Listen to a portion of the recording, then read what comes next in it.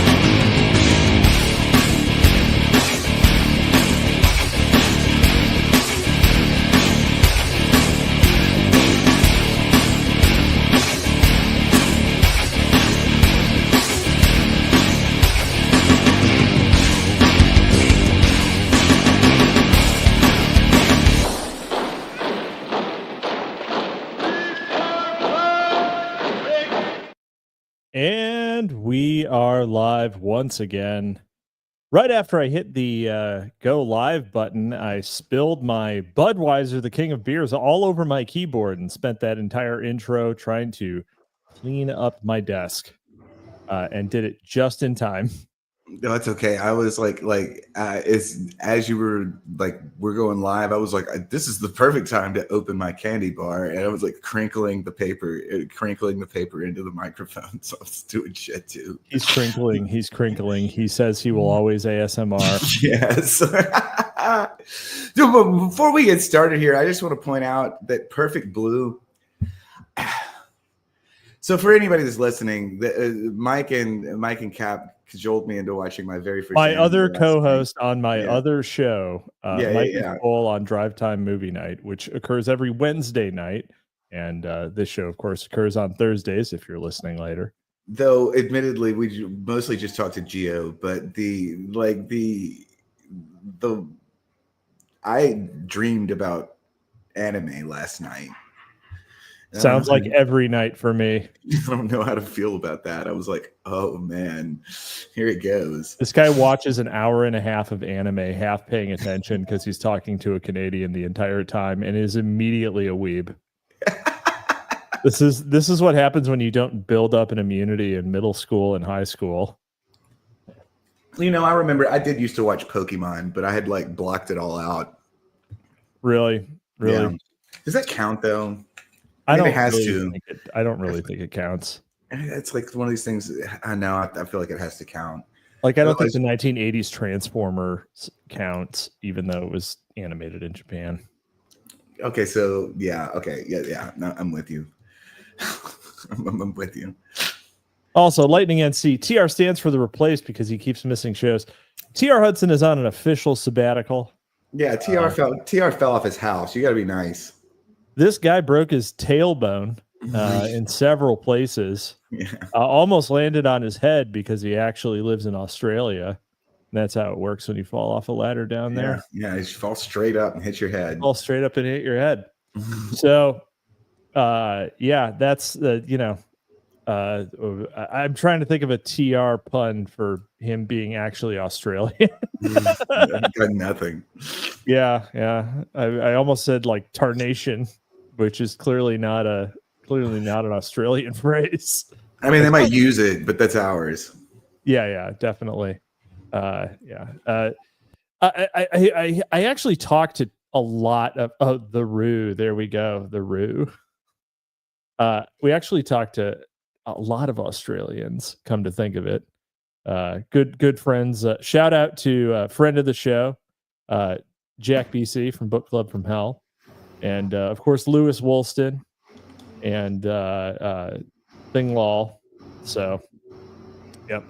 First recorded use Jack Norman. First recorded use of tarnation in 1832 in Texas. And Tejas. I am freshly back in Texas. After I've been all over like March was wild for me. It was March Madness. Yeah, I was in Texas, California, Kansas, Missouri, then Louisiana, and now I'm back in Texas. You went on a real rumspringa. Yeah, to the worst places in America. Not to insult anybody from California. Sorry. Yeah. I'm not going to defend the honor of California because I've never been there and don't live there now. Wait, have you never been to California? I've been there. Yeah, okay, yeah. But I don't live there now and never would. I would totally live in California, except like a friend of mine actually just offered. He was like, yeah, it's like one of those creative communes kind of things in San Francisco, and they're like, yeah, we've got space. Called the kibbutz. And I was like, yeah, sure, I'm maybe down. How much? And they were like $2,500 a month, and I was like, what? But it was in the Twin Peaks area, which is like one of the nicer parts of the city, so I can kind of be like, okay, yeah. But you're in a co-op. Yeah, that's like, dude, that's a thing there. Like, oh man, San Francisco living is strange. Like, it is not unusual to be like living in cooperative housing, like well into your 40s. And like a lot of times people don't really live there. People don't really plan to stay in California and stay in San Francisco for very long. They're like, it's almost like one giant startup like incubator is what it is. And it's like a barracks for producing AI startups at this point.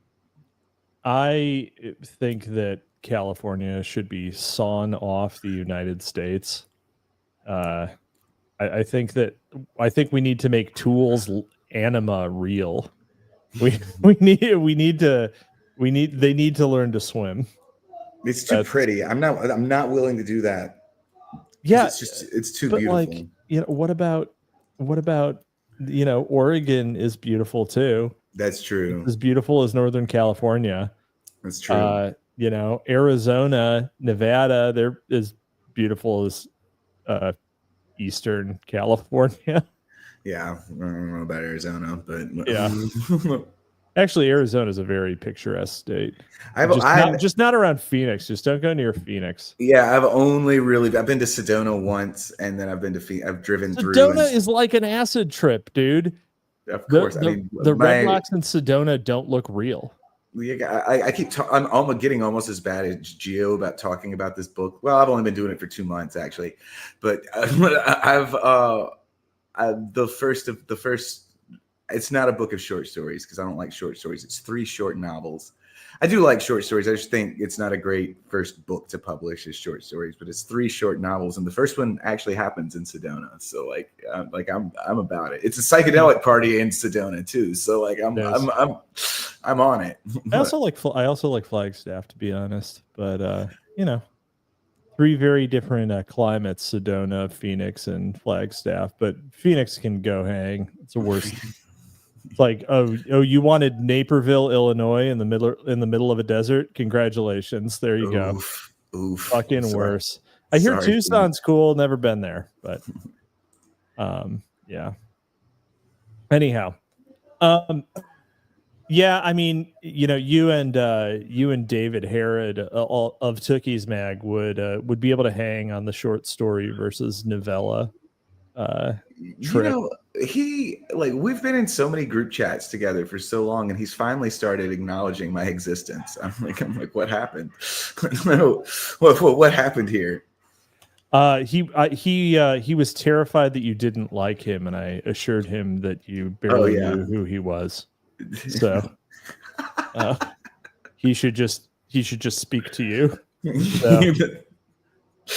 That interaction didn't occur. Yeah, I was gonna say I'm gonna pretend it did, but it's just for my own confidence. I'm gonna be like, yeah, that's how that happened. It's obviously how it went.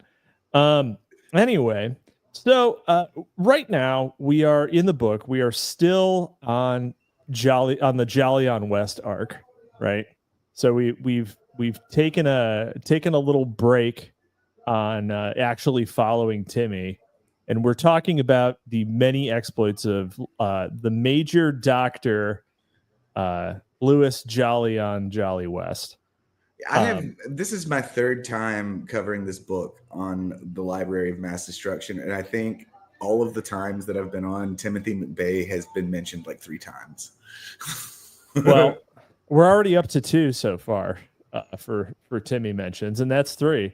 So any from here on out breaks the current record. I did start reading Jolyon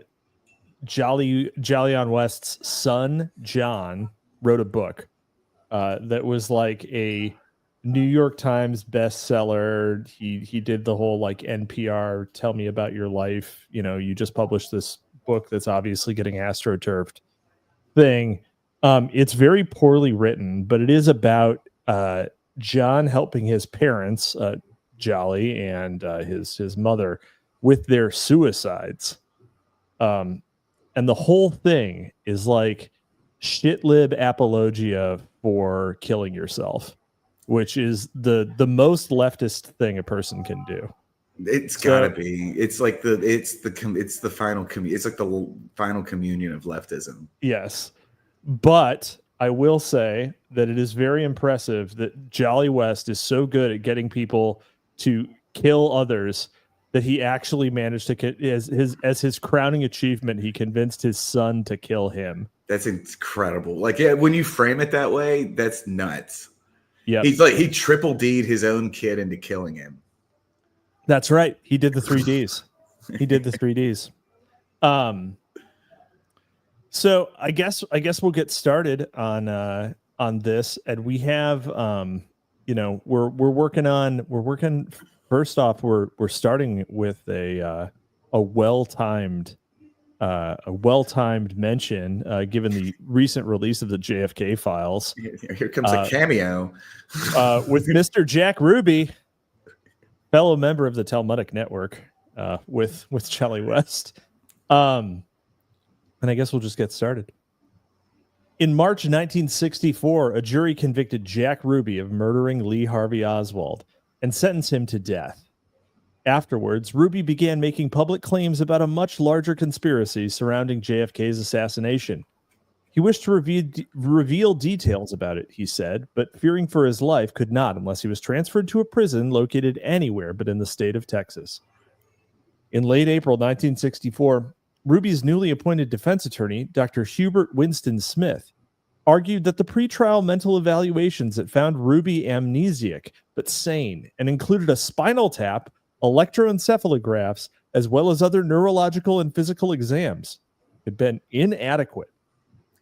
What is an electroencephalograph? I know what like some of these like infixes mean, but I don't know what the An whole ECG, it's where they put electrodes on your brain and measure your brain waves. Oh, God. They could do that in the 1960s. Like, what did it look like? Like, it was, It was a bunch of little pens making lines on a piece of paper. Oh, okay. I know exactly what you're talking about now. Yeah. I don't like this. I'll talk about this anywhere but in Texas. And like I'm like someone who's like, I got back to Texas. I missed that Texas. That's the Texas I want back. The place where you could talk about something anywhere but there. Yeah. Lightning and Sea. It's like Obama's dreams from my father, but the dreams are all MK Ultra acid trips. So true. What makes you think that's not what Barack Obama's dreams of my father really was? Like, haven't read it, never would. Yeah, I hadn't either. It's also dreams from my father, not dreams of my father. Dreams of my father would be a little, very Obama-esque. You know what the best Obama-related read is? It's Michael's graduate thesis. Really? Big Mike? Yeah. Big Mike. Big Mike wrote a graduate thesis that explains the Black subjective better than anything else in the world I have ever read. It's actually, yeah. It's like literally the ideal text about my Blackness. Okay. I mean, very interesting. And I guess you can get that from the University of Tuskegee or whatever the fuck. No, it was. I know they went to Harvard. Yeah, I don't think I was. I think it's it's an undergrad. It was an undergrad. Thesis, okay. Actually, I think. Interesting. I still probably won't read that, but good recommend for anyone who wants an insight into the Negro mind. That's only me. That was it. That's the only you. Yeah. I'm more interested in the behavioral aspects personally. Let's see. Because of this, his trial attorneys had found themselves in a situation similar to one where vital evidence is locked up in a safe and the combination is lost. They had been able to argue that Ruby acted in a fugue or dissociative state, but never got much further than that. Smith said that since then, evidence had surfaced that Ruby had either an organic amnesia or has repressed into his unconscious memory certain details about his killing of Oswald. Smith asked the judge to remand Ruby to a hospital where a qualified doctor such as, let's say, Dr. Jolyon West could perform further psychological evaluations of Ruby, this time using hypnosis and truth serum. A new evaluation, if performed by West, would very likely retrieve repressed material that would then allow Smith to provide the court and society at large with invaluable evidence. The defense was granted permission to retain West. Jesus. The defense was granted permission. About a week later, according to Sheriff Bill Decker, Ruby asked a prison guard for a drink of water, and just as the guard was about to retrieve it for him, Ruby deliberately rammed his head into his cell wall. Ruby was rushed to the hospital for x-rays, but after being returned to his cell, attempted to rip his clothing into strips. West visited Ruby later that evening. At this point, Ruby's sister, Ava Grant of Dallas, requested that the judge impanel a new jury to determine whether her brother was currently insane. Just before a scheduled hearing on the issue, Dr. West told reporters that Ruby was preoccupied with delusions of persecution of Jews and was obviously psychotic. Even that's the last time that argument's ever been ever flown to normies. Is that right? You got some intertribal shit going on here because they're both Jews. That's right. Still, even after Ruby's head banging in West's opinion, the judge refused to hospitalize him. In late May 1964, Ruby's defense attorney demanded an immediate sanity hearing, to which the prosecutor replied that there was no need whatsoever for such a hearing because Ruby was sane. The judge said that he would delay ruling on the issue until 3 evaluating psychiatrists submitted their reports. One of the evaluators, Dr. William Beavers, said that Ruby was suffering from a covert delusional system that revolved around threats to his race and family because of his participation in a larger conspiracy. Dr. West also reported that Ruby was delusional and now believed that he was responsible for the slaughter of millions of Jews. Throughout America, the sanity hearing was again delayed, this time based on the reasoning of the prosecutor that if they all just waited until October, Ruby's condition would either have improved or deteriorated to such an extent that there would be no question about his sanity. God, I love the 1960s. Everything it's the greatest decade in America. She's like, he'd get better, he'd get worse. We'll find out. We'll find out when the trial comes. Yeah. Yeah. If somehow Jack Ruby, I mean, if he had not gone by Jack Ruby but had gone by his full name, then maybe there would have been some reason for his concern, right? I mean, I'm sure the court records, I'm sure they're actually calling him Rubenstein the whole time. Jacob Leon Rubenstein. Yeah. I mean, yeah, but I don't think anyone, until, of course, the JFK files were released, the immediate thought was not that Israel done it, right? No, I don't even. Well, I have a whole because I'm from New Orleans, and Ruby is maybe the only figure in this whole drama that doesn't have a weird association with New Orleans. So I have all the local detritus that informs my take on the JFK killing. And actually, Cormac McCarthy recorded this in his last novel, but there's an Italian. I haven't read Stella Maris. Yeah, it's in The Passenger, but I mean they came out at the same time. But the take that is conventional among the oldsters of New Orleans is that there was an Italian mobster here, Carlos Marcello, who was he was a sheet dipped. He was the head of the New Orleans mob or whatever. But you know how the Kennedys paid off the mob to win the 1960 election. They throw the election in Chicago, and then Bobby Kennedy goes after the mob as Attorney General, and they have this meeting at this restaurant in West Wego, and Marcello has have all the bosses there, all the capos there, and that sort of thing. Yeah. And the take is that they were like, we're gonna kill Bobby, we're gonna kill Robert Kennedy. I mean, we're gonna kill Jack Kennedy for this. And they're like, no, if you kill Jack Kennedy, then we're gonna kill Robert Kennedy for this. And they say, if you kill Robert Kennedy, all you have is a pissed off Jack Kennedy, and he'll fold us all up. So we're gonna kill the president. So the take in New Orleans is that it was actually just done by a domestic conspiracy, but I don't know. The Israel take. My current belief is that it was done exactly as Don DeLillo's Libra says. I've never read any Don DeLillo. None. Amazing. You should read Don DeLillo. I am a JFK guy, so I'll have to check that one out. I mean, it's a great novel on. It's a great Lee Harvey Oswald novel, is what it is. Nice.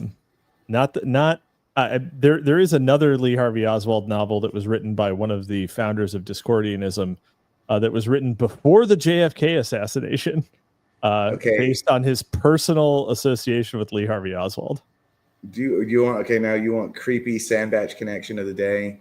Sure. I went to the same elementary school that Lee Harvey Oswald went to.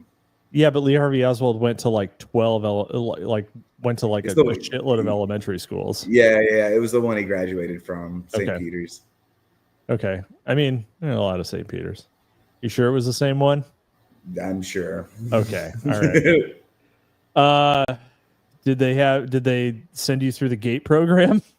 No, they didn't do that. The only reason I'm sure it's that one is, well, first of all, because I'm old enough. There was still one teacher there that remembered him, and there was a yellow building like right next to it that like his mother had like rented out, and there were like all kinds of legends about the house.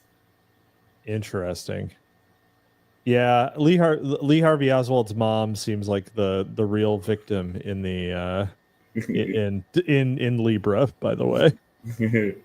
But actually his wife does. I forgot he had a wife. Marina. Yeah, she was hot.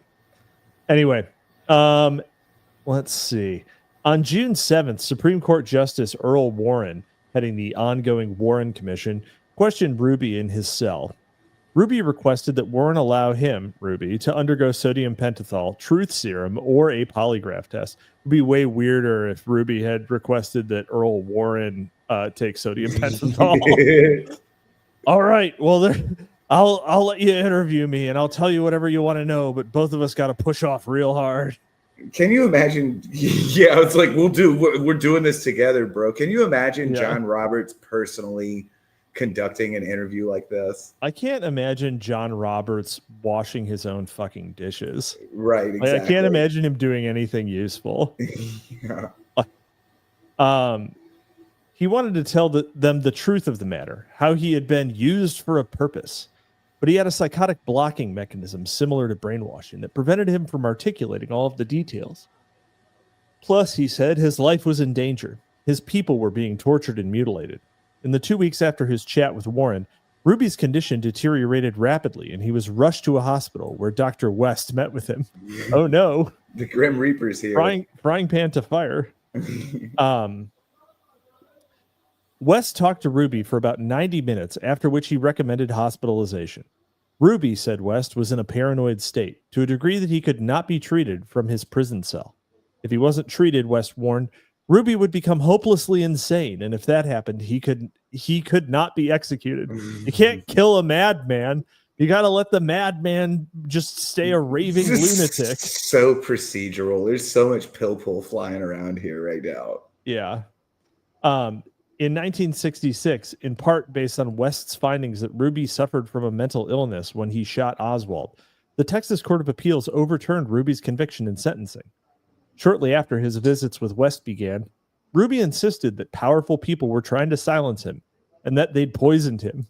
In 1967, days before his new trial date, Jack Ruby died of a strangely quick-acting cancer. Yeah. And one must ask, vaxxed?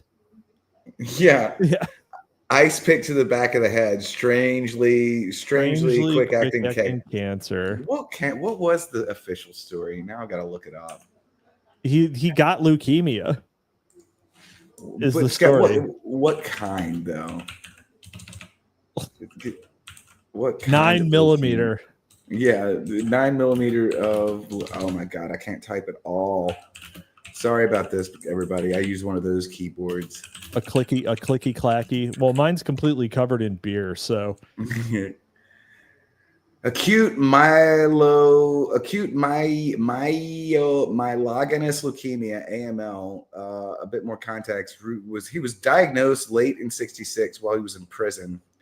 Hospitalized in December and died shortly after on January. So it's not like this just happened in like days, but some claiming he was poisoned or injected with the cancer. So vaxxed. Well, the thing is that, you could get leukemia from radiation exposure. So it's possible that he did actually have some radiological material introduced. Certain groups do like doing that. But who knows? During their brief telephone conversation, Dr. West spoke. Oh, Wendy, what are you doing? During their brief telephone conversation, Dr. West spoke briefly about the Ruby case to the Jones team member Andrew Murphy? You said brief twice in one sentence. When's? You got to edit. He said Jack Ruby's prison conditions. Shane back to the radiator. Yes. Oh my God. Getting back to the radiator now. Oh God. His prison cell was just a big microwave. You're cooking him.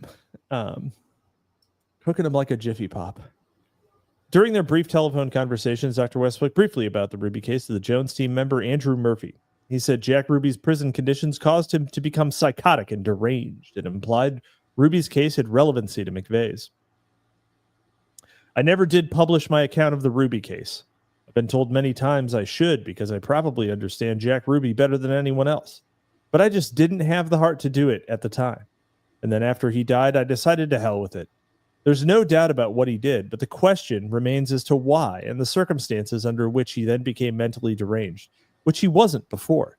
He was not a normal person, but he wasn't psychotic either. But he did become psychotic afterwards, and that's another story. I can describe it if it comes to that. So he was a Jew. Also, the Jack Ruby files are part of the Jolly on West papers at UCLA. There are a shitload of documents labeled Jack Ruby, including several that explicitly say that they're Jack Ruby psychological profile material. I have an agent involved in possible acquisition of some of these papers at present. Excellent. Get us that Asian. Over time, the hazy facts surrounding the assassination itself, criticisms of the Warren Commission report, the manufacturing of public perceptions of the event by various officials and agencies, and the claims of Jack Ruby and the involvement of West and his colleagues generated a number of conspiracy theories and ultimately helped usher in an era of public paranoia and distrust. Almost like Jolly on West was. Yeah. It's almost like he was almost like Dr. Jolly West was involved here, and maybe Jack Ruby wasn't the point. Almost like West was enacting one of the D's on society. That's right. Debility, that's the one. He gave us the D. He gave us the D, the first D. Let's see. West never did describe it that I know of, but certainly in the years to come, legends would have West mind controlling Ruby, as he would supposedly do later to McVeigh. In Don DeLillo's Libra, he does mind control Jack Ruby. I mean, let's face it, it happened. Similar. Excuse me, I got a yawn. Haven't yawned on stream in a while. Similar to Timothy McVeigh and other contemporary lone gunman eyewitnesses told police that after the firing the fatal shots that killed Robert Kennedy on June 4th, 1968, Sirhan Sirhan's eyes seemed peaceful, and he appeared purged. Upon his arrest, Sirhan made strange comments to authorities, including his remark to one LAPD officer that we're all puppets. Sirhan had and continued to have no memory of the shooting. A number of mental health experts evaluated Sirhan prior to and after his trial. The pretrial findings, however, only confused jurors. UC Berkeley psychiatrist Bernard Diamond felt that Sirhan was, no kidding, was easily hypnotizable, highly suggestible, and throughout his life was subject to bizarre involuntary dissociative trances, a true Hashashin. He determined that at the time of the shooting, Sirhan was in a twilight state, out of contact with reality, in a trance in which he had no voluntary control over his will, his judgment, his feelings, or his actions. However, Diamond told jurors Sirhan had programmed himself through self-hypnosis. Trance or no trance, in April 1969, jurors found him guilty and sentenced him to death, later commuted to life in prison, where he... Isn't he still alive? Where he is right now. Yeah, he's still alive. At the time of recording, Sirhan Sirhan is still in prison. Let's see here. Psychiatrists continued to evaluate Sirhan after his conviction and made similar determinations, although not all of them agreed that he had programmed himself. Also, I want to point out, Bernard Diamond felt that Sirhan was easily hypnotizable. Well, how would you figure that one out? Yeah, it's like we just whipped up We just did a little bit of hypnosis, just a We little just bit. did a little bit of just tried to hypnotize him a little bit. And he just took right to it like a hog to shit. Yeah, took right to it. Yep. Almost like somebody had been here before. Someone who was a specialist in hypnosis. Yes. Oh, someone signed this man's brain, Jolly West. Let's see. Not all of them agreed he had programmed himself. Among them was Dr. Edward Simpson Callis. Interesting name. Chief psychologist at San Quentin Prison. In Simpson's opinion, Sirhan had been hypnotically prepared by someone other than Sirhan himself. After noting his conclusions in a report, the prison warden ordered Simpson to cease his visits with Sirhan, after which Simpson resigned. Years later, Simpson wrote that, whatever the truth, it still remains locked in Sirhan's other, still anonymous mind. Adding this was Columbia University psychiatrist Dr. Herbert Spiegel, an internationally esteemed leading authority in hypnosis. Sirhan's post-trial legal team consulted with Spiegel, sharing with him all of Sirhan's previous psychiatric reports and other information. Spiegel believed that Sirhan had been programmed by a group of people, one senior programmer and many accessories, part of a larger project, very carefully designed by people who were expert in brainwashing victims. All this stuff is happening in such a squished spatial time frame too. It's like impossible to imagine that the head psychiatrist at San Quentin Prison was not attending cocktail parties with the Stanford crew. You know, it's like it's like you all know every guarantee you he knew. Like, have you ever been? San Francisco's not a big place. Had a strange run-in last weekend. Oh, do tell. Yes, it was with this Sirhan character. I noted a few little flourishes that remind me of a certain someone. You know, like it's like there's like, because you can almost imagine that like different hypnotists certainly have like different. I know enough tarot readers to know that every tarot reader's got a different style. I'm sure different hypnosis experts that were also almost certainly all graduates of the same 2 hypnosis expert programs. You know, they all know each other. Yes. Oh, you know, you always know Jolly West. No one does it quite like him, but he does have a strange style. Not at all the standard Kubark method. No, not at all. Right. You know? Right. Yeah. The Jolly West flourish is evident in this one. After the consultations, Spiegel filed an affidavit with his attorney in the event that something was to happen to him. Smart. In the years to come, respectable psychiatrists who evaluated Sirhan echoed the sentiments of Simpson and Spiegel. A motion filed by Sirhan's attorney in November 2011 argued that Sirhan was an involuntary participant in the crimes being committed because he was subjected to sophisticated hypnoprogramming and memory implantation techniques, which rendered him unable to consciously control his thoughts and actions at the time the crimes were being committed. Throughout the years, allegations have arisen about West's involvement with Sirhan, either before or after his arrest. And while unsubstantiated, given the period, the region, the issues at hand, and West's area of expertise, it's certainly possible. This is a little loose, but I believe it.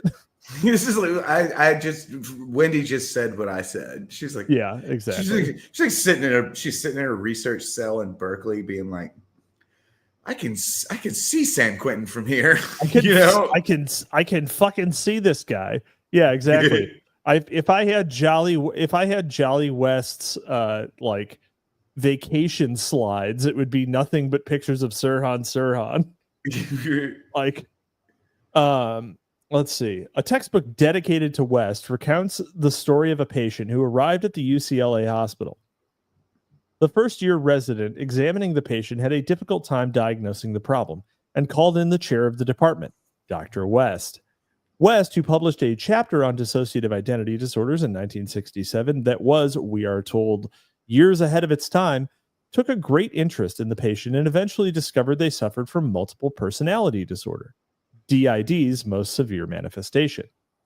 dissociative identity disorder. I know that one. Trust me, I know that one. I'm sure you do.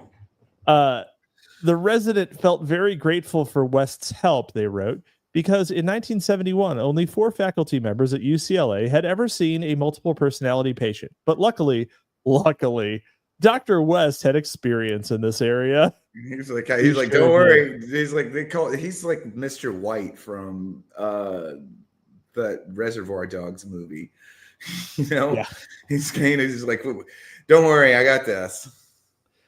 Oh my God. All right, let's look at chat real quick. Gabe, hypnosis isn't even a truth nuke in this book. It's just a matter of fact. It is. Yes. Well, because it's in all of the official documents. They're just like, they just drop hypnosis as noted. When did now this would be interesting to note, because it is true. And I mean, I've read enough. Again, this is one of my topics, you know. Yeah. And it is before you go on, Sandbatch, since you have mysterious connections to all of these people. Would you call Miss Cleo? Do I know? Call me now. There's a lot of people that like the tarot readers. There's a lot of people. Oh, she was that one. She was the fake Jamaican on the late night ads who turned out to be a big lesbian. But what is funny is that one of my favorite tarot readers in New Orleans absolutely puts on a fake, like, patois, which is the name of that dialect. She's not from Washington. Patois. I can't do French at all. But she's like, patois. She's patois. She's from Washington, D.C., and she moved here 5 years ago, or she moved there 5 years ago. Yeah, it's funny. She's pretty good. She's pretty good with the tarot. She's pretty good on the tarot, though. Good terrorist. All right. There's a actually do this paragraph, then we'll talk. However, even if rumors that West had some type of involvement with Sirhan are untrue, the allegations are understandable given that another MK Ultra funded expert hypnotist who later worked directly under West at UCLA, Dr. William Kroger, bragged of having hypnotized Sirhan. One author noted that the final chapters of Kroger's 1976 book, Hypnosis and Behavior Modification, Imaginary Conditioning, described the chilling possibilities offered by combining hypnosis with electrical stimulation of the brain implants, and conditioning. Similar allusions were supposedly made by another Korean War-era MK Ultra architect in Los Angeles area, Dr. William J. Bryan. He was put on probation by the California Board of Medical Examiners in 1969 after they learned of Bryan's hypnosis and sexual abuse of a number of his female patients. Based. Now, the thing that we really every industry needs its Weinstein. Am I right? Right, exactly. One of the things still is that William Kroger is the basis for the Kruger character in that fucking like Archer. In Archer. Okay, so that's the character that's being spoofed there. But like, to go back and grab this hypnosis thing, it would be really interesting, I think, and I could probably do it with some Ngram and some sentiment analysis, with some Ngram searches and sentiment analysis to determine, because it's absolutely true that in the 1960s, at least, hypnosis, the truth of the objective truth of hypnosis and its usefulness in medical treatment was just understood. I would be really interested to see when that meme sort of started to die. But I would stopped. Yeah. Yeah, but it's also worth pointing out that we've got a lot of mentions here of things like brain implants and brain chips. So these are things that like were considered horrifying but real in the 1960s, and now the very motherfucker who gets funding who gets funding under the aegis of a government initiative named after an MK Ultra spinoff has a whole company devoted to producing brain chips, and people are like, "Fuck yeah, brain chip me, Elon." Wait, do you mean that Neuralink might not be an entirely benevolent program? Yeah. Do you mean that Shivion Zillis, one of Elon Musk's many baby mamas, might not actually be the one who's running Neuralink? Yeah, yeah. There's like no. Uh, It's all so fucked. yeah. Yeah, while she's just clown carring out multiple litters of musks. She's got twins and trips, by the way. Like she really like pushing them out.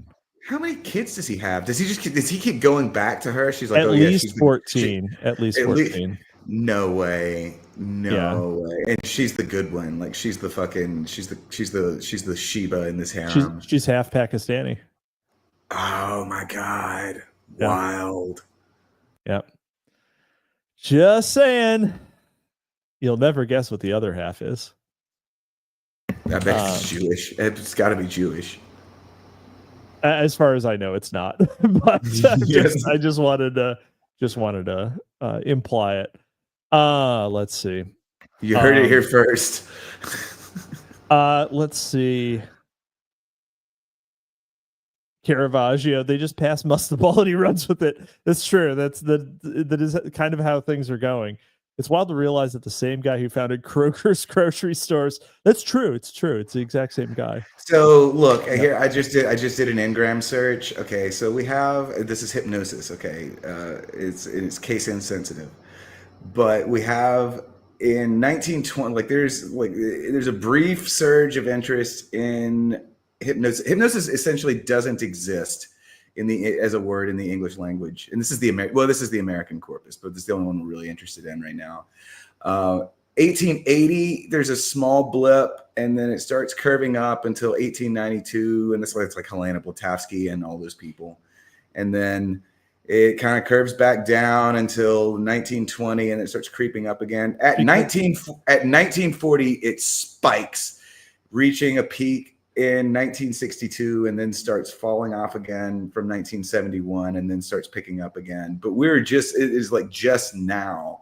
It hit another peak in 2013, interestingly enough, but it was the peak it hit in 2013 was just on level with the 1961 peak. So you could say 1950s and 1960s, and then it drops off in the 70s, and then it comes back in the 80s, and then it drops off again and comes back in the 2010s. So that's what's going on. Okay. It's interesting. I mean, mesmerism, I guess, was late 18th, early 19th century. Ooh, let me add that one real quick. Yeah. Well, because that's when Mesmer was alive, and it's named after him. Yeah. Okay. Yeah. Mesmerism. Yeah. Oh, and they do. Yeah. That's what hypnotism from 1884 until hypnotism is a scientized version of mesmerism. Yeah. Yeah. Like it's not based on quote unquote, like the previous explanation was animal magnetism, which was more of a spiritual force. Hypnosis is based on like a very scientized understanding of like a mechanical model of the brain and mind. Yeah, that makes the intersection between mesmerism and hypnosis is 1891, and then mesmerism continues to decay, but started to pick up again in 2002 and is on the rise currently. It's a more fun word. Let's be real. Yeah. Although I also would think that hypnosis, if it ever fell off, was probably just because people were saying hypno, right? Oh, that's probably like true. I don't know, because the corpus that I'm using mostly grabs scientific papers, so they would use the whole word. Anyhow, come to think of it, West was a pretty persuasive guy with the ladies himself, as noted by, among others, his son, who commented on his father's not-so-secret philandering. Rumors about West's own proclivity to combine hypnosis with sexual abuse linger. While I do not know the truth of this one way or the other, I once met a sociologist at an academic conference whose family had been close to the West family. Now she's just gossiping. It's great. She fondly remembered Dr. West, but did mention his numerous illegitimate children, the product of his flings with his secretaries and students.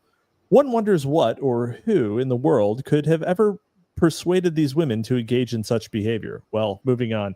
All right, Wendy, I'm gonna stop you right there. Yeah, because Jolly West was a fucking unit.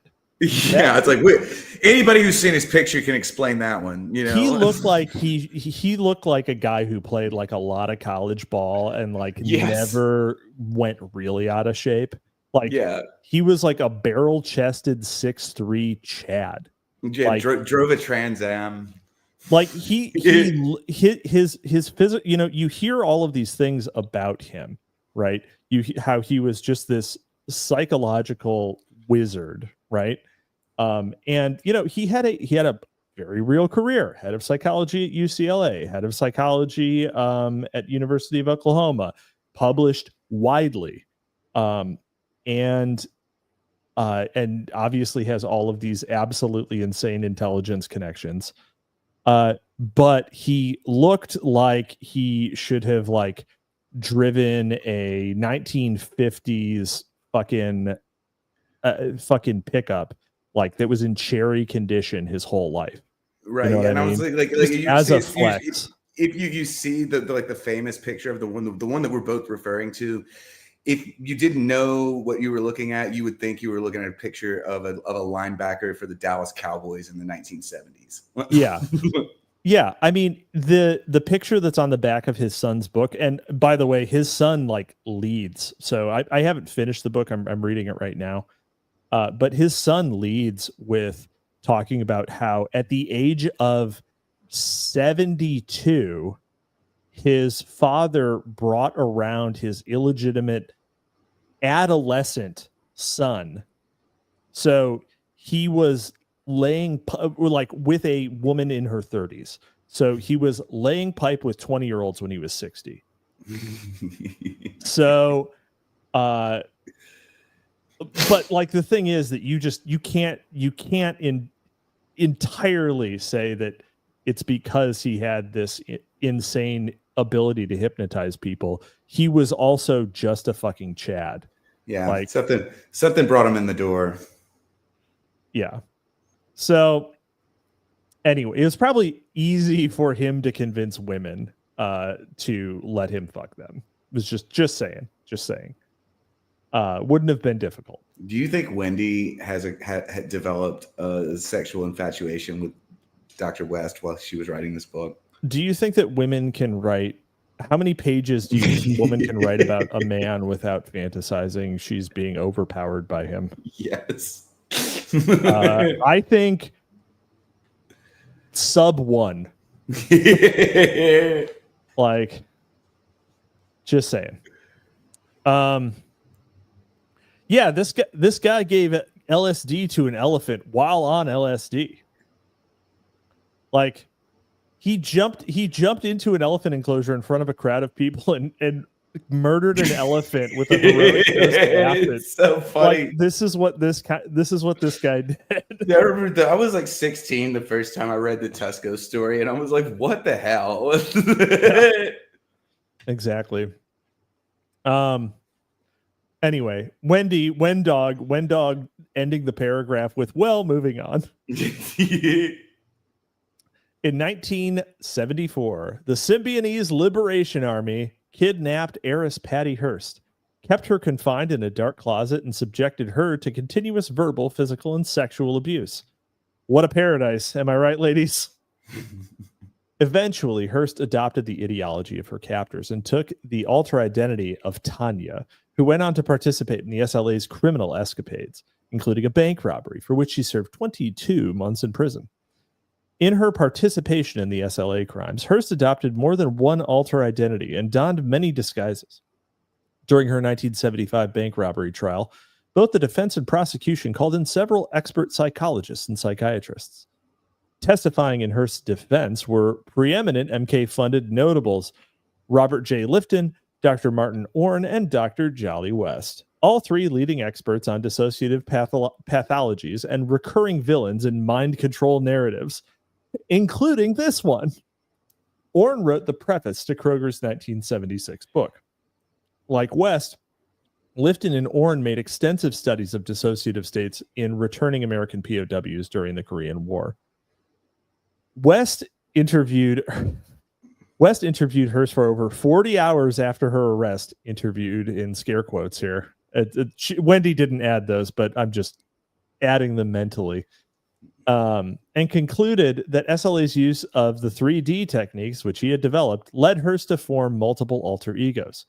Her captor's treatment had created intense confusion, fear, and anxiety, causing her to develop dissociative features, including lapses of memory, dreamlike states, and a sense of unreality. Her desire to survive her ordeal led to symbolic death of her former self and the formation of a new self who could effectively deal with the demands of her captors. West compared Hearst's zombie-like demeanor to that of Cardinal Mizensky, who said that she had the Mizensky look, often seen on the faces of individuals subjected to mock trials.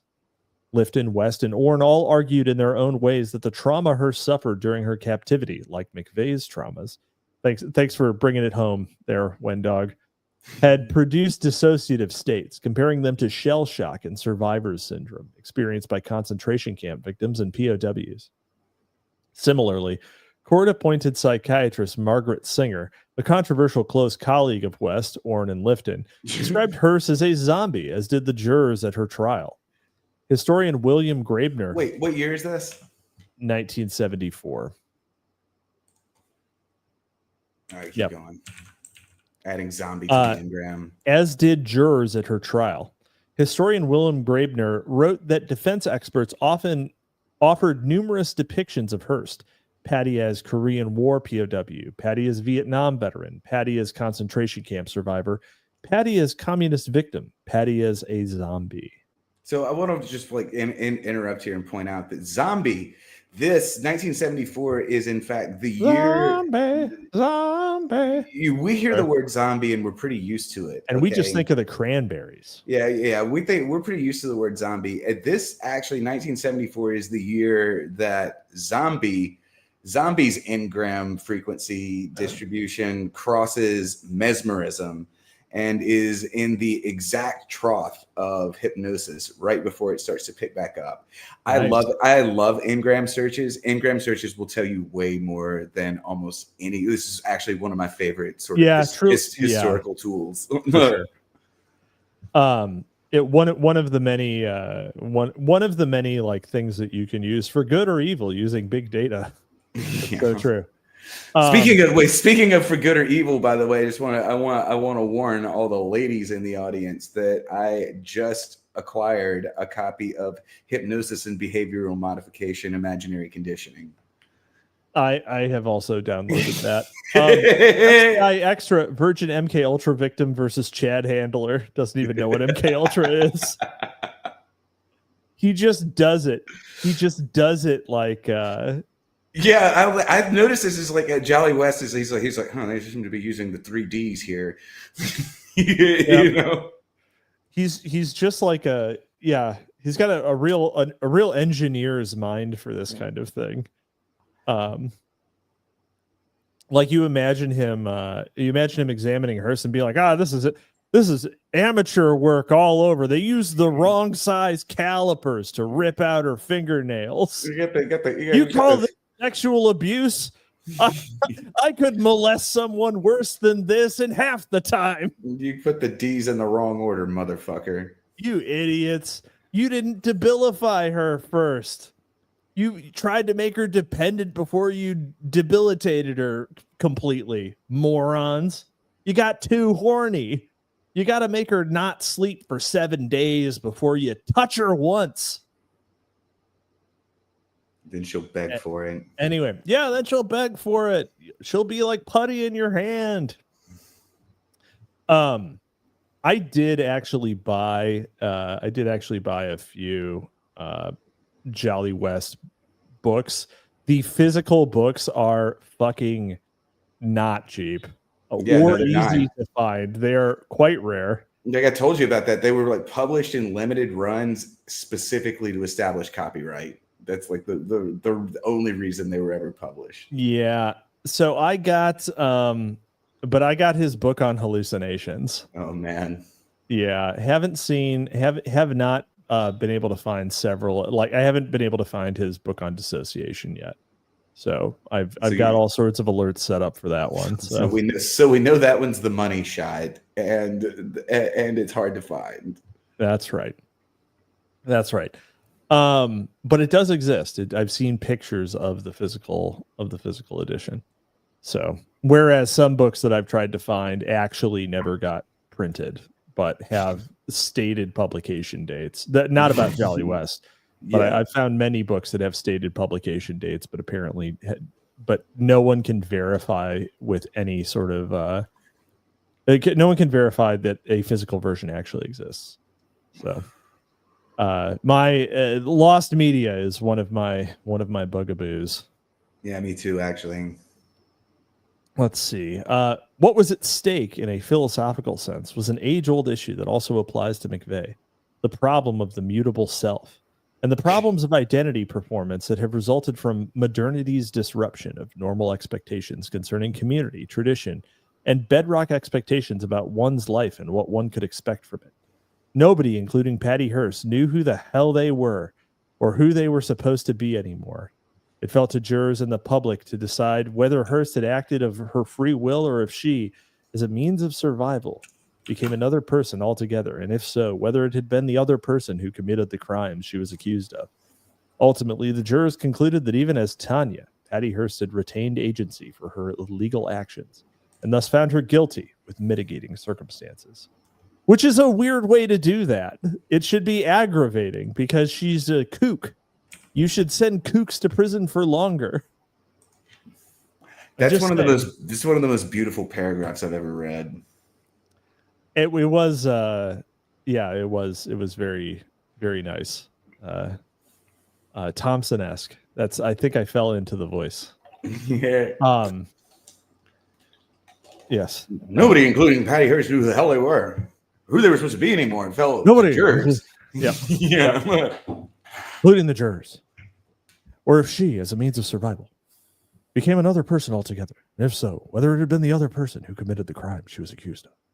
Ultimately, the jurors concluded that even as Tanya, Patty Hearst had retained agency for her legal actions, and thus found her guilty with mitigating circumstances. Like, yeah, so true. She was channeling old Hunter. For some, though, West's involvement with Hearst takes a more suspicious tone, given his later involvement with behavior modification experiments at Vacaville Medical Prison in California. Doesn't that just mean Cowtown? Yes. Like a Cowtown Medical Prison in California. Okay. Cow's a friend to me. Turns out that Hearst's abductor and the head of the SLA, Donald DeFreeze, it's like a fucking DC villain character name. Yeah. Like, this is a Marvel. We're in the Marvel. Oh, Mr. Cold's real name is Donnie DeFreeze. Dr. DeFreeze. Yeah, Dr. Deep Freeze. That's That's two of the D's. Had been one of the subjects in these experiments. Oh, great. Okay. So for Wait, them, no, hold on. Is Donald DeFreeze a real person? Dr. Donald DeFreeze. That's 3 D's. He's not a doctor. Oh, okay, yeah. Okay. West involved the guy who broke Hearst in a experiment at a medical prison. He's like, just invite the guy in, invite the terrorist in, be like, oh, how did you do this? Like, yeah, but beforehand. Oh, okay. So this is damn. It's like, what? And so now you're Dr. West. It says it looks like he's now that last paragraph where it says it looks like he was using the triple D's. Now it makes a lot of sense. Of course he was. He wasn't examining Patty Hearst. He was grading homework. Yeah. Like, he had been one of the subjects of these experiments. So for them, what was at stake was something else entirely. Mainly these crazy shrinks running around with carte blanche to perform bizarre experiments and trying to control everyone. I love it. Oh, I love it when Wendog breaks. Beautiful. Throughout the 1960s and 70s, researchers working in defense intelligence initiatives expanded on the national security-related work of West and Friends, the DoD, Federal Bureau of Narcotics, FBN, U.S. Army, Office of Naval Intelligence, and other agencies continued the search for methods and technologies of interrogation, control, and coercion, and in the process, pioneered newer, more effective uses for mind-altering drugs, other chemical and biological agents, radiology, isolation, high-frequency radio waves, drug-induced comas, electroshock, lobotomy, psychosurgery, and brain implants. Yes, brain implants. Record scratch. Yep, that's me with the brain implant. I bet you're wondering how I got here. You're probably wondering how we got here. Yeah, and I just, in case for everybody who's listening, I just want to point out that of all of these agencies that have been mentioned, the scariest one is probably the one that sounds the least scary here. The Office of Naval Intelligence of all of the federal agencies is by far the spookiest. Really? Yeah. Why is that? They're the ones that do what you'd call the wet work. Because all the UFO bases are underwater, actually. Yeah. Well, they're not really. The Navy, yeah, it was established before like the DoD started offloading this sort of thing to like the Air Force instead, and then the Navy never gave this one up.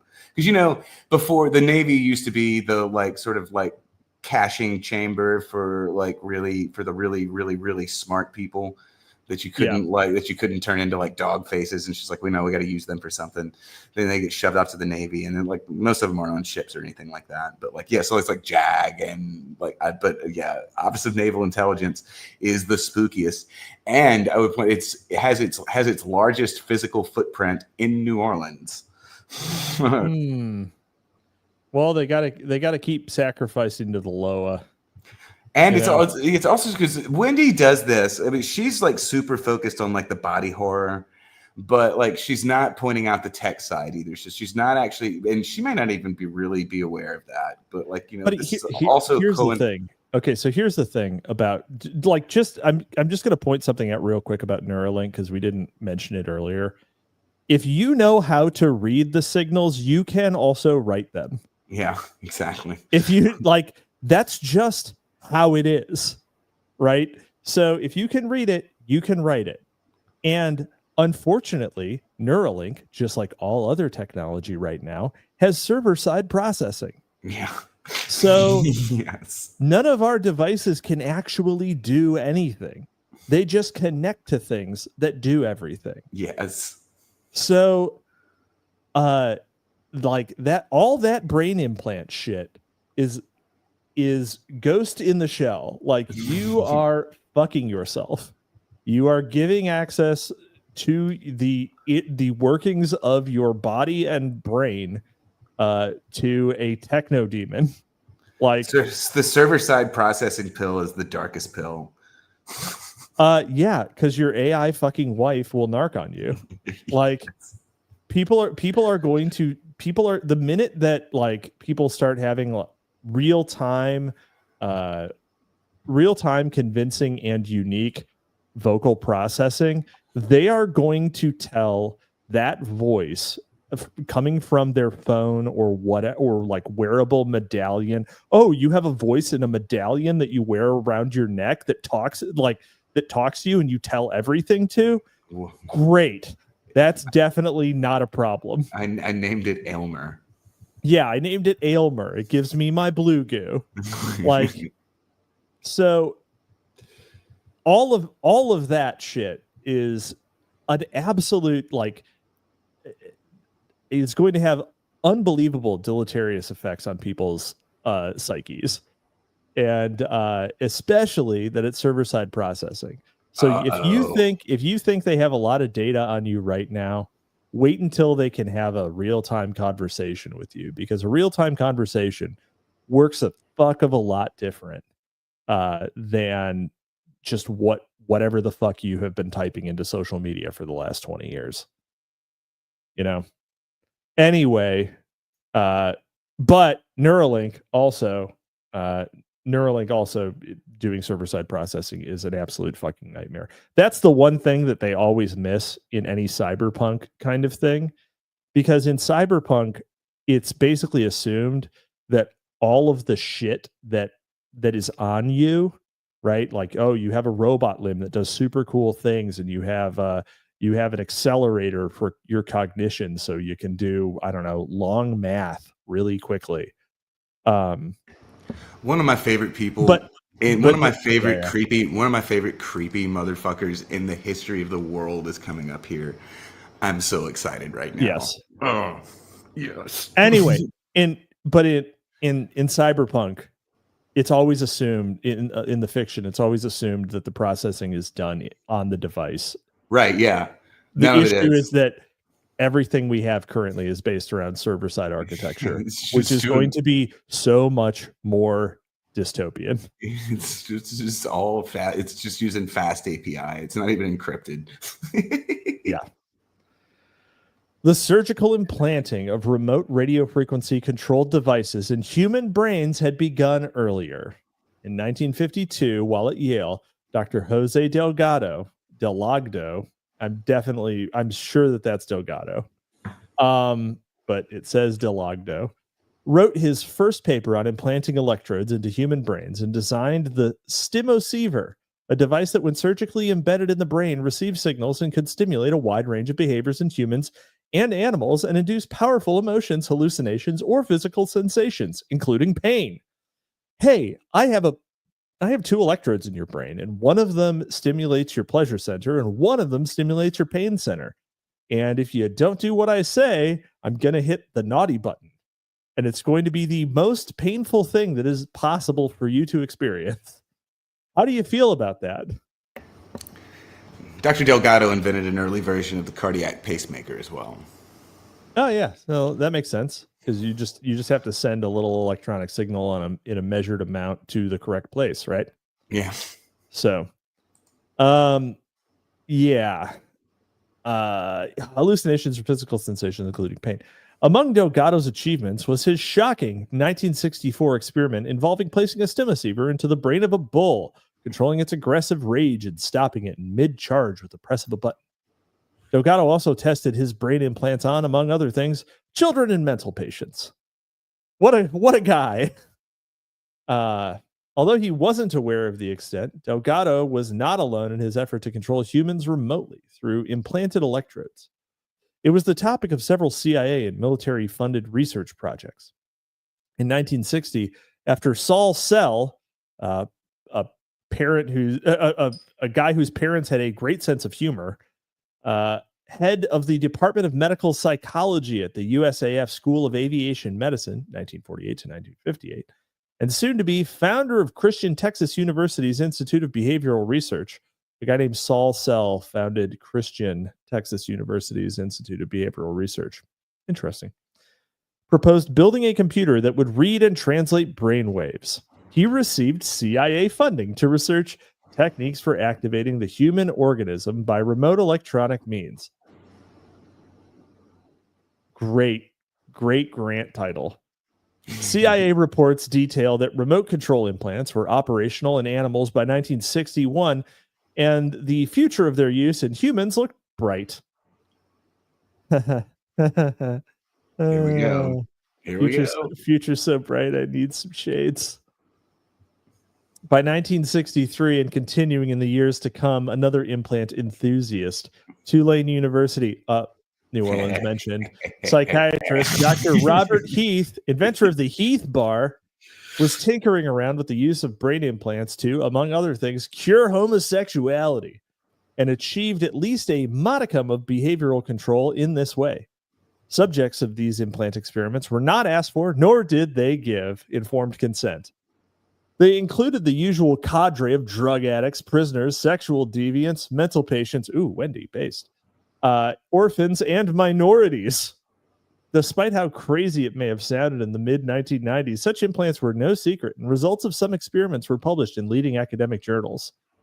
Yes. So, I just want to note one thing on this topic. Jolly West did publish a book called "An Approach to the Problem of Homosexuality in the Military Service." Just FYI, that involved the modification of attitudes. So So, Yeah. Robert Galbraith Heath. Okay. Yep. The Tulane University operates on the North Shore of Lake Pontchartrain, a rhesus monkey. Not a real lake. Yeah, nuts. It's an estuary. Yep. Operates a clinic called the Tulane Center for Primate Research. Okay. In the 1960s, have you ever heard of this book? It's called Dr. Mary's Monkey. I actually know someone personally who has participated in primate research in Louisiana. So this is certainly at this exact. And then if you want like triple backup, who is that? Who is the comedian that goes on Rogan all the time? Oh goddamn, Theo Joe Vaughn. Rogan. Theo Vaughn. Theo Vaughn and I grew up in the same sort of area. And we both remember when the AIDS monkeys would get really. Mostly, what they do is they give rhesus monkeys AIDS. They give rhesus monkeys AIDS, and they do research on them. But they used to do more. Smart. And one of the characters who was involved, two of the characters who were involved here, was a woman by the name of Mary, Dr. Mary. I can't remember her name, but her murder is entwined with the JFK assassination. But Dr. Heath, as a part of his, it pointed out the shit he was doing here was like they grabbed local sexual deviants, gays, drug addicts, everything like that. Do you remember from the movie JFK the character David Ferree, played by Joe Pesci? I actually have never seen that movie. Okay, so anybody who's listening, okay, so this is in New Orleans, and like David Ferree actually lived on Louisiana Avenue in New Orleans, which is right next to Tulane. And he was a raging homosexual, like drug addict, deviant that the CIA I do recall him from not Joe Pesci, but obviously the real David Freeze. Yeah. He's one of the central characters. He's one of the central characters in the drama because he was the link to being able, like painted on eyebrows with the wig. He had like alopecia and all this shit. Yep. He was a gay dude that wanted to be a Catholic massive priest. Spook. Yeah. It was like he's like the most stereotypical spook imaginable. But he was involved with these gay conversion therapy techniques that Dr. Robert Heath was conducting in an attempt to turn himself straight. So there's another Jolly West connection because David Ferree is the only character in the whole JFK drama that could connect Lee. God, what was his name? The guy I can't remember his name now. The guy they actually put on trial. He was the only connection between Lee Harvey Oswald. No. The gay guy in New Orleans, the one that Jim Garrison. Who did Jim Garrison put on trial? He's got a big Garrison put on trial. I got it right here. It's going to come out. Clay Shaw. Yeah. David Ferree was the only living connection between Clay Shaw and David Harvey Oswald, and Lee Harvey Oswald. And Lee Harvey Oswald. He was also the only living connection between Clay Bertrand and Jack Ruby. And he was involved in these gay conversion therapies run by Robert Heath in New Orleans. So amazing. Why is so we can do these this network node analysis parapolitical thing with all these people, and I just hope that at some point in the future, we are mentioned in passing like this. Yes. So the only known connection between the character known as the Capitalisimo and C. Sandbatch was Yeah, exactly. was T.R. Hudson, later known for his other work and significant disappeared suddenly in early 2025. Yeah, before reappearing, riding a nuclear weapon. Yeah. Yes. Oh my God. Let's see here. In fact, the emerging discipline of cybernetics, the melding of machine and man, and the creation of cyborgs, humans whose function can be controlled through electronic or electromechanical means, were enthusiastically endorsed by CIA Director Richard Helms. In a 1964 memo to the Warren Commission, Helms reported that the Soviets were already well aware of the fact that that cybernetics could be used in molding of a child's character, the inculcation of knowledge and techniques, the amassing of experience, the establishment of social behavior patterns, all functions which can be summarized as control of the growth processes of the individual. In the late 1960s and early 1970s, thanks to major government funding, the development of technologies of remote control was rapid. It turns out, actually, that all of that is true, but you don't even need to modify the body. You just need to put out a television. Right, yeah. Let's see. During the Vietnam War, a CIA neurosurgeon under the guise of a front company called Scientific Engineering Institute, so specific, Yeah. implanted electrodes in the brains of Viet Cong prisoners, and through this sent radio frequencies that caused defecations and vomiting in their subjects. Right when they were having important meetings or going on first dates, just to fuck with them. The CIA agents then placed them in a room, gave them knives, and set about stimulating various portions of their brain in an effort to induce them to become violent. After the experiment ended, oh my God, imagine the smell. Yeah, I'm just like, where is this occurring? Like, where is this happening? In the fucking in the Viet Cong murder experimentation, vomit and shitting yourself room. This is the concrete room in Saigon where like these like sweaty fat white dudes they gotta be glasses. They gotta be standing on hog slat. You know what I mean? Because you got to be able to hose that chamber down. Yeah. Oh, it's got a drain in the center and the whole room is slanted down. Yeah, just a little bit. Yep. After the Army ended, U.S. Army Special Forces Green Berets, who provided security during the experiments, took them out back, shot them, and burned their bodies. Of course they did. Like, why? Well, you can't leave any evidence after you do something like that. Like, my question: what are you gonna do? Who shot the Green Berets right after that? You know? Yeah. Right. Good point. In 1970, General William Westmoreland, commander of all U.S. forces during the Vietnam War, predicted, on the battlefield of the future, enemy forces will be located, tracked, and targeted almost instantaneously through the use of data links, computer-assisted intelligence evaluation, and automated fire control. History has shown that all of his hard work paid off. Banger, Wendy. Yes. All right. You could come back off the radiator now. Hey, have you ever piloted an FPV drone? No, I haven't. I sure have, and it is wild as shit. I imagine that all of those Russian and Ukrainian drone jockeys are going to have some crazy fucking PTSD from that. Yeah. Because I mean, you have the sensation of flying when you're doing it, obviously. Interesting. Right? And some people get motion sickness from it. But others, I didn't get motion sick when I did it. I just kind of, did the video game lean whenever I needed to go somewhere, and it simulates it. But that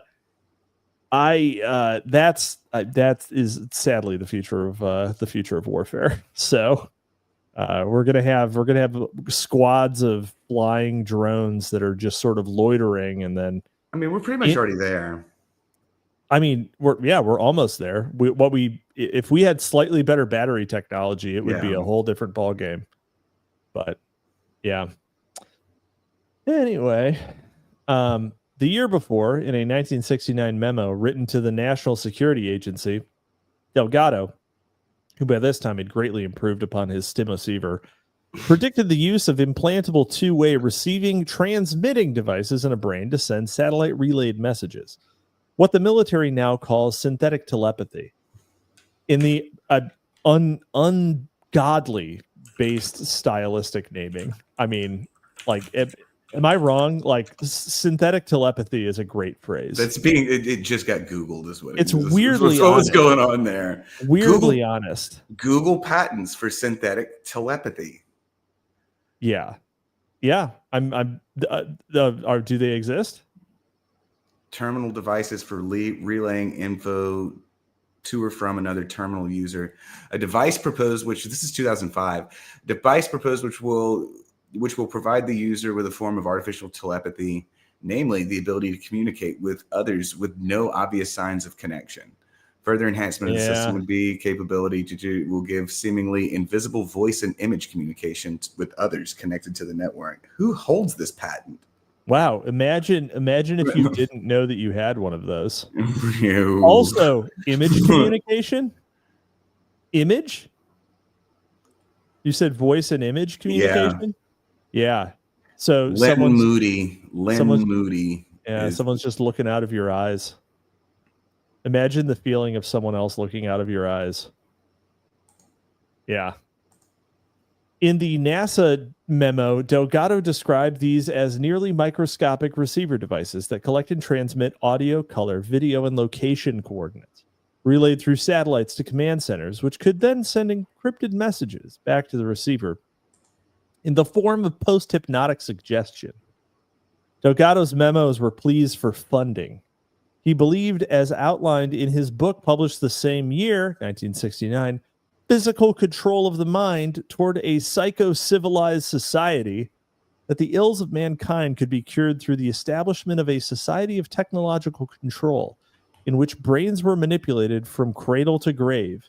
No dystopia for Delgado. Such methods presented a process of mental liberation and self-domination, which is the continuation of our evolution.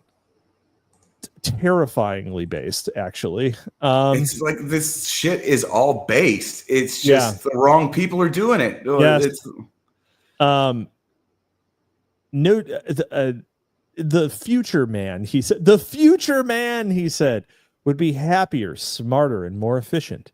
The only question for Delgado was, who is going to exert the power of behavioral control?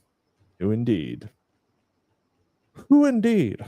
The white man. This could solve a certain demographic issue. I'm just saying.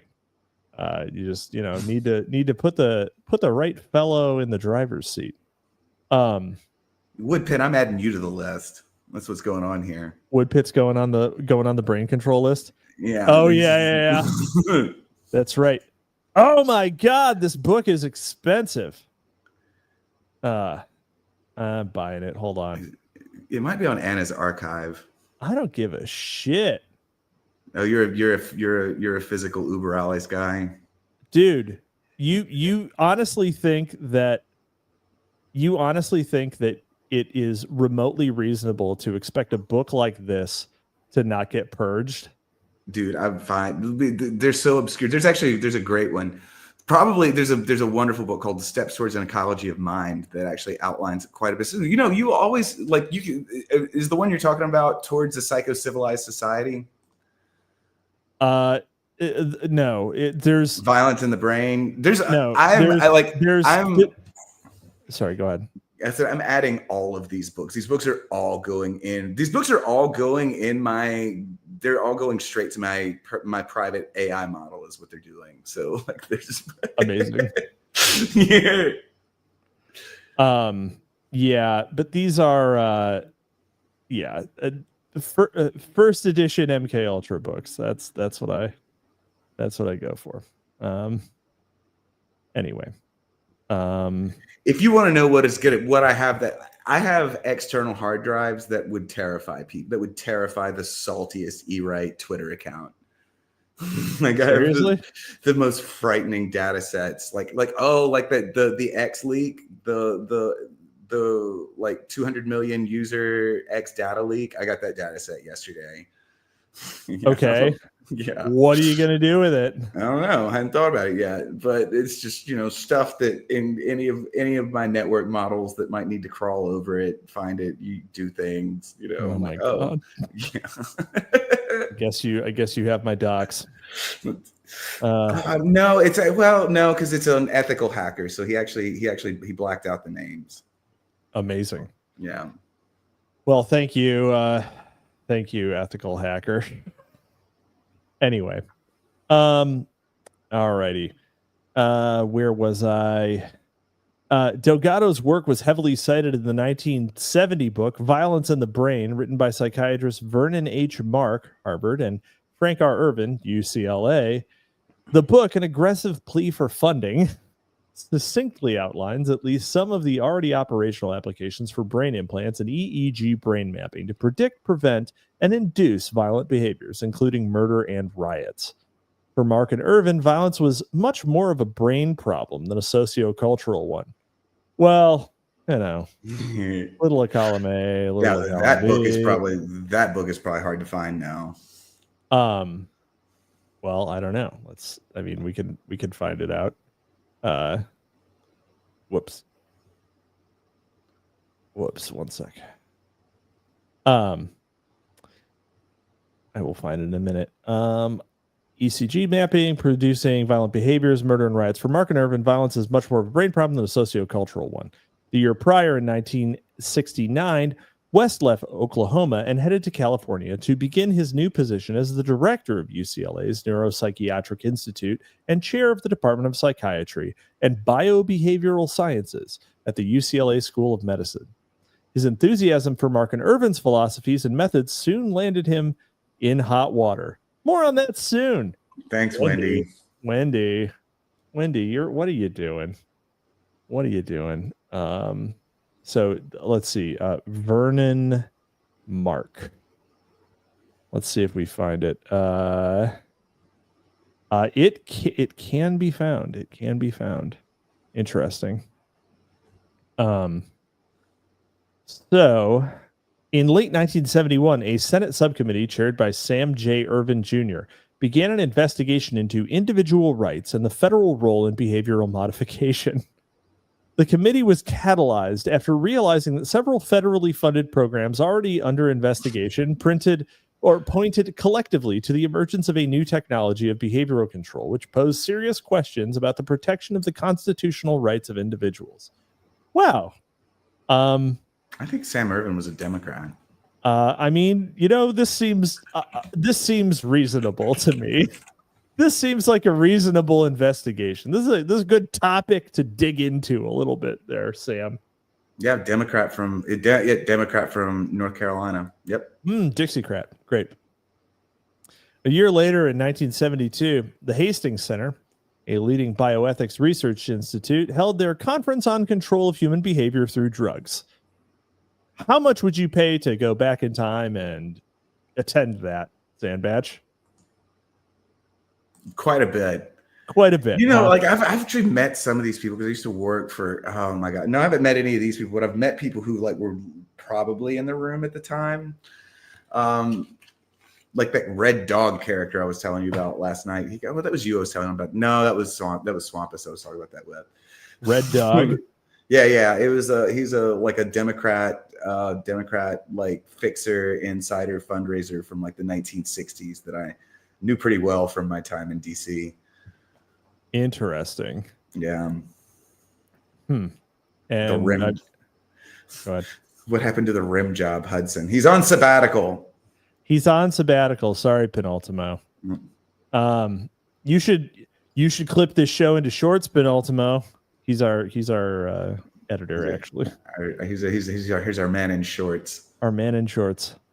Let's see here. A year later, in 1972, the Hastings Center, leading bioethics research institute, held their conference on control of human behavior through drugs. Topics of discussion were ethical questions related to personal liberty and behavioral control technology, and the challenges of both to the accepted medical model paradigm. The Hastings Center's report detailing the conference explained that science now possessed technological surveillance methods and means to control mood, emotion, desire, and ultimately behavior. The methods to do so becoming increasingly effective at an accelerating rate. Included were psychological conditioning techniques, psychopharmaceutical discoveries, and neurological methods for controlling brain functions electronically or chemically, which singly or in combination conditioning drugs and brain implantations are the most important. It was expected that these methods would be implemented in the very near future. Newer biotechnologies on display at the conference included electronic chips smaller than a little fingernail, which can be implanted under the scalp to serve as transmitters or receivers for electrodes buried deep in the brain. While possible, reversal procedures such as this was admittedly difficult. The messiness of the brain implants didn't even matter that much, though, because by the 1960s, viable methods of controlling humans through other means had been developed and were in an early stage of operational use.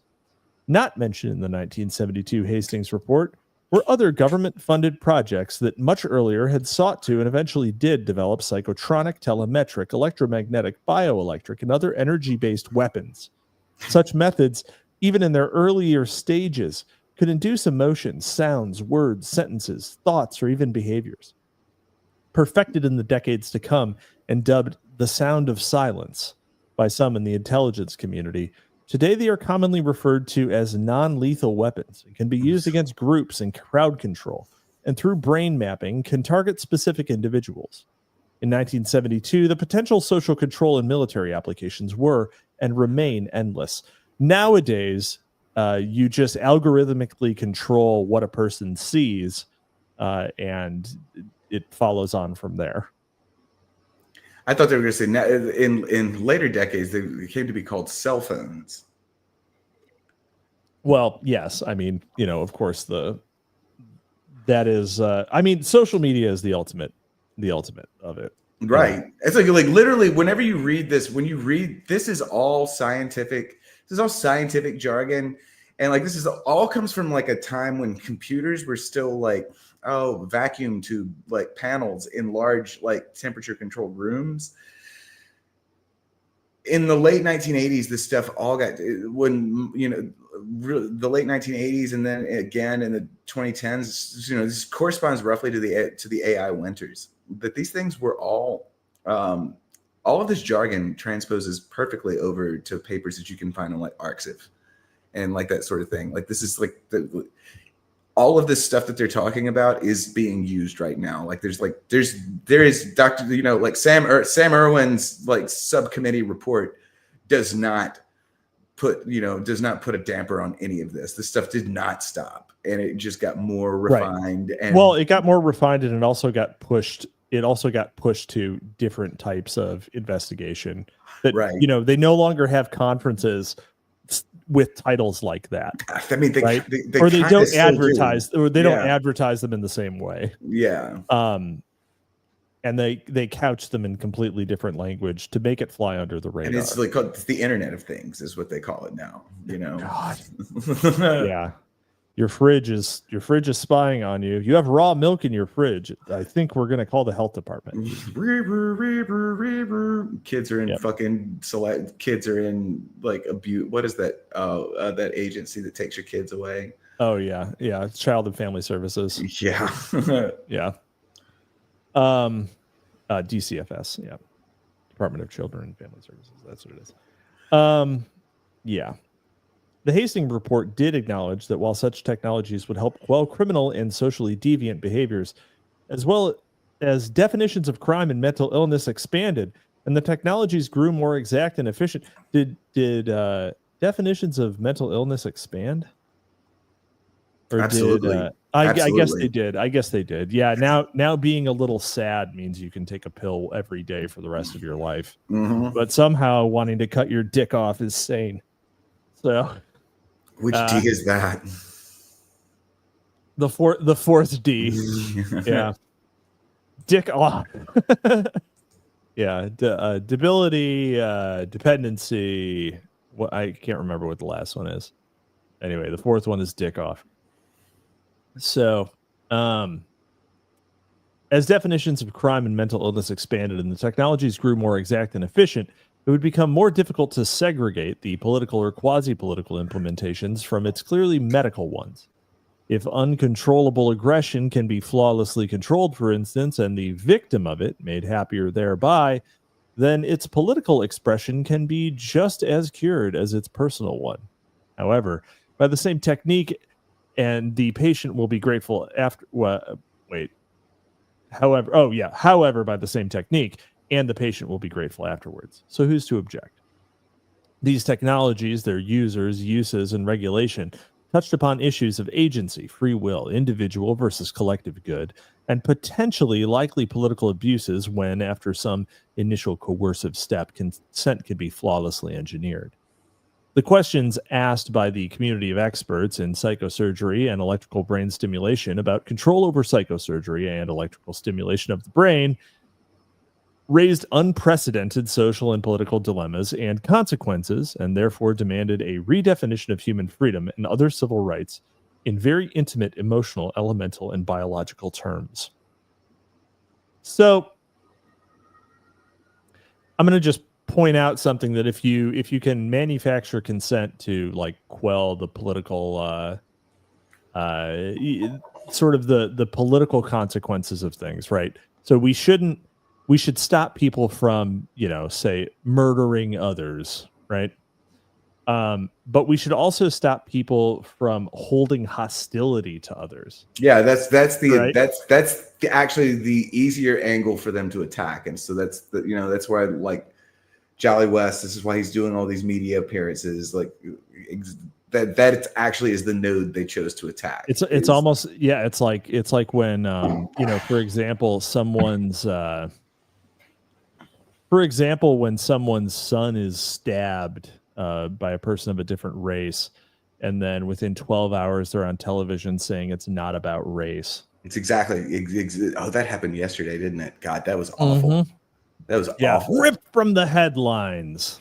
That's right. No, but it happens every time because there's a part of the government that does that still. I guess those people haven't been fired yet. That comes to you and says, we can give you resources, but only if you, use this messaging. But also boomers actually think that shit. So do you know who Marvin Minsky was? The Epstein mathematician. I was Marvin Minsky, the Jeffrey Epstein's best friend. Yeah, he wrote a paper around this time called K-lines, a theory of memory, that you'll hear me refer to quite a bit. This is a wonderful, like if you want a primer on like the way these types of things, like the way the physical operation of memory that the theories of these interventions like runs on. That's a great like sort of like little 10-page paper that'll explain it to you. K-lines, a theory of memory. Interesting. Mm-hmm. Yeah. I often, obviously there would be, there would be dysgenic consequences, right? Yeah. So, and to something like this, in fact, many of these types of interventions will have dysgenic consequences because you're just sort of correcting a thing after the actual cause of it, right? Which is fundamentally genetic, in my opinion. I think we're all eugenicists here. We're all friendly eugenicists. Yeah. And I like Dr. Jolly West. I think of the other consequences of things like trait selection, right? Yeah. Trait selection is maybe in principle not something I would entirely dislike, but the issue is that because we must have some amount of humility and should think how much do we really know about what all of these genes do? Right, exactly. So like eugenics, early 1910s eugenics, like the Lothrop's daughter, that's what they call him, The Great Gatsby. Madison Grant, I guess he's one of them. These people, the early progressives were eugenicists. Okay. And like one of the things they did was they essentially bred all of their outgroup hostility out of their own gene pool. And this is why shitlibs are the fucking, like, this is why elite, like, this is why outgroup preference is the elite sort of like default tendency in America today. And it's because they embarked on a quest of eugenics without really understanding the long-reaching consequences of what they were doing. Yeah, they bred themselves into it. They bred themselves into a dead end. Yes. So the issue with trait selection is that you will get things like, all right, well, you don't want your kid to have Down syndrome. Okay, great. Yeah. Easy to do, right? No trisomy 21. We can screen for that. We've been able to screen for that forever, right? Amniocentesis lets you see that. But what if what if you can screen for being based? Which you can. You actually can. Like, you can say, oh, well, this person has high disagreeability. You know, this person is more aggressive, or this person has certain traits that would put them potentially on the high functioning autism side of the spectrum, Right. or something like that, right? You could easily breed yourself into a death spiral if you were doing trait selection. Yeah, like, you you know, actually have to have the anti-fragility of a certain degree of randomness. I actually believe that, like, a lot of, if you remember the early vaccine conspiracists, like a RFK Jr. Yep. That came around. That was like a left wing California Bay Area UCLA type thing in the early 90s, and like the really early sort of questions about the the increasing prevalence of autism. I actually think it's not. I don't necessarily think it's as vaccine oriented as people think it is. I think it is. I think it's a byproduct of elite eugenics going backfiring. Haywire. Yeah, I think that's exactly what happened. I don't think that's in terms of autism. I don't actually think that's right, because it affects boys more, and it also is affecting. It's also affecting like black people more. I think it's actually a Okay, rates of all of it is rising. It makes me think that it's actually more likely to be some kind of subtle and pernicious pollutant that isn't just vaccines, right? Right. Now, that said, how many vaccines is too many, and how many is too many over a certain given period of time? I think we could probably say caution principle would lead us to say that there is some number that is too much in a given period of time. And unfortunately, the FDA has decided that there's actually no number that's too much in a given period of time, which is bonkers. But yeah, I think that. I think that can't be the only explanation, but it could be a contributing one. But okay. Also why are there so many people pruning out all of a sudden, other than social contagion, right? So if let's say social contagion is not 100% of it, is there some sort of other endocrine disrupting thing? Right. Perhaps?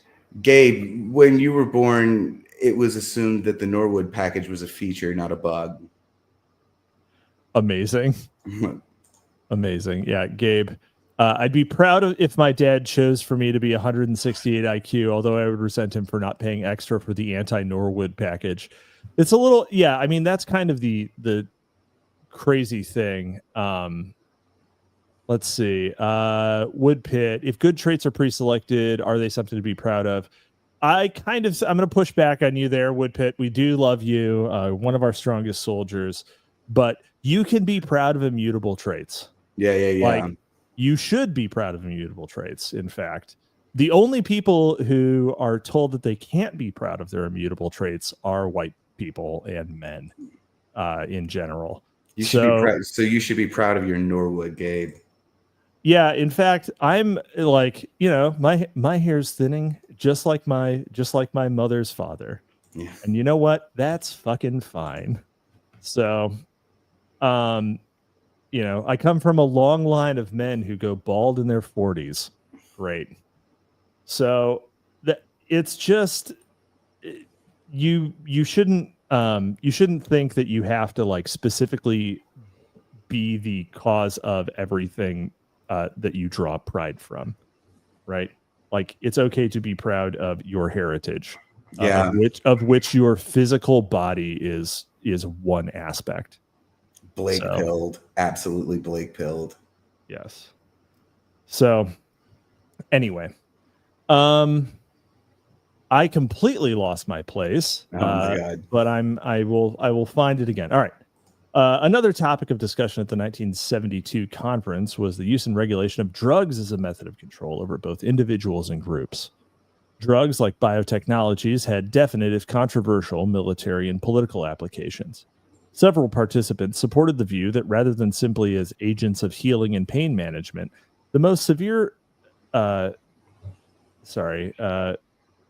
most effective use of such drugs were as controlling agents when linked with other kinds of social and psychological pressures. Dr. Wayne Evans, representing the U.S. Army Research Institute, spoke of a developing capacity to deliver drugs to large numbers of the population at a time, and specifically mentioned anti-riot and anti-aggression gases, or perhaps anti-riot and anti-aggression pills that every woman is forced to take every day from the age of her first eustress until the grave. So, just saying. That also modifies her behavior to select men who are less masculine. By the way, fascinating. This, by the way, is also how ketamine actually started. This is the first time. This is the way ketamine sort of crept into sort of popular usage as well.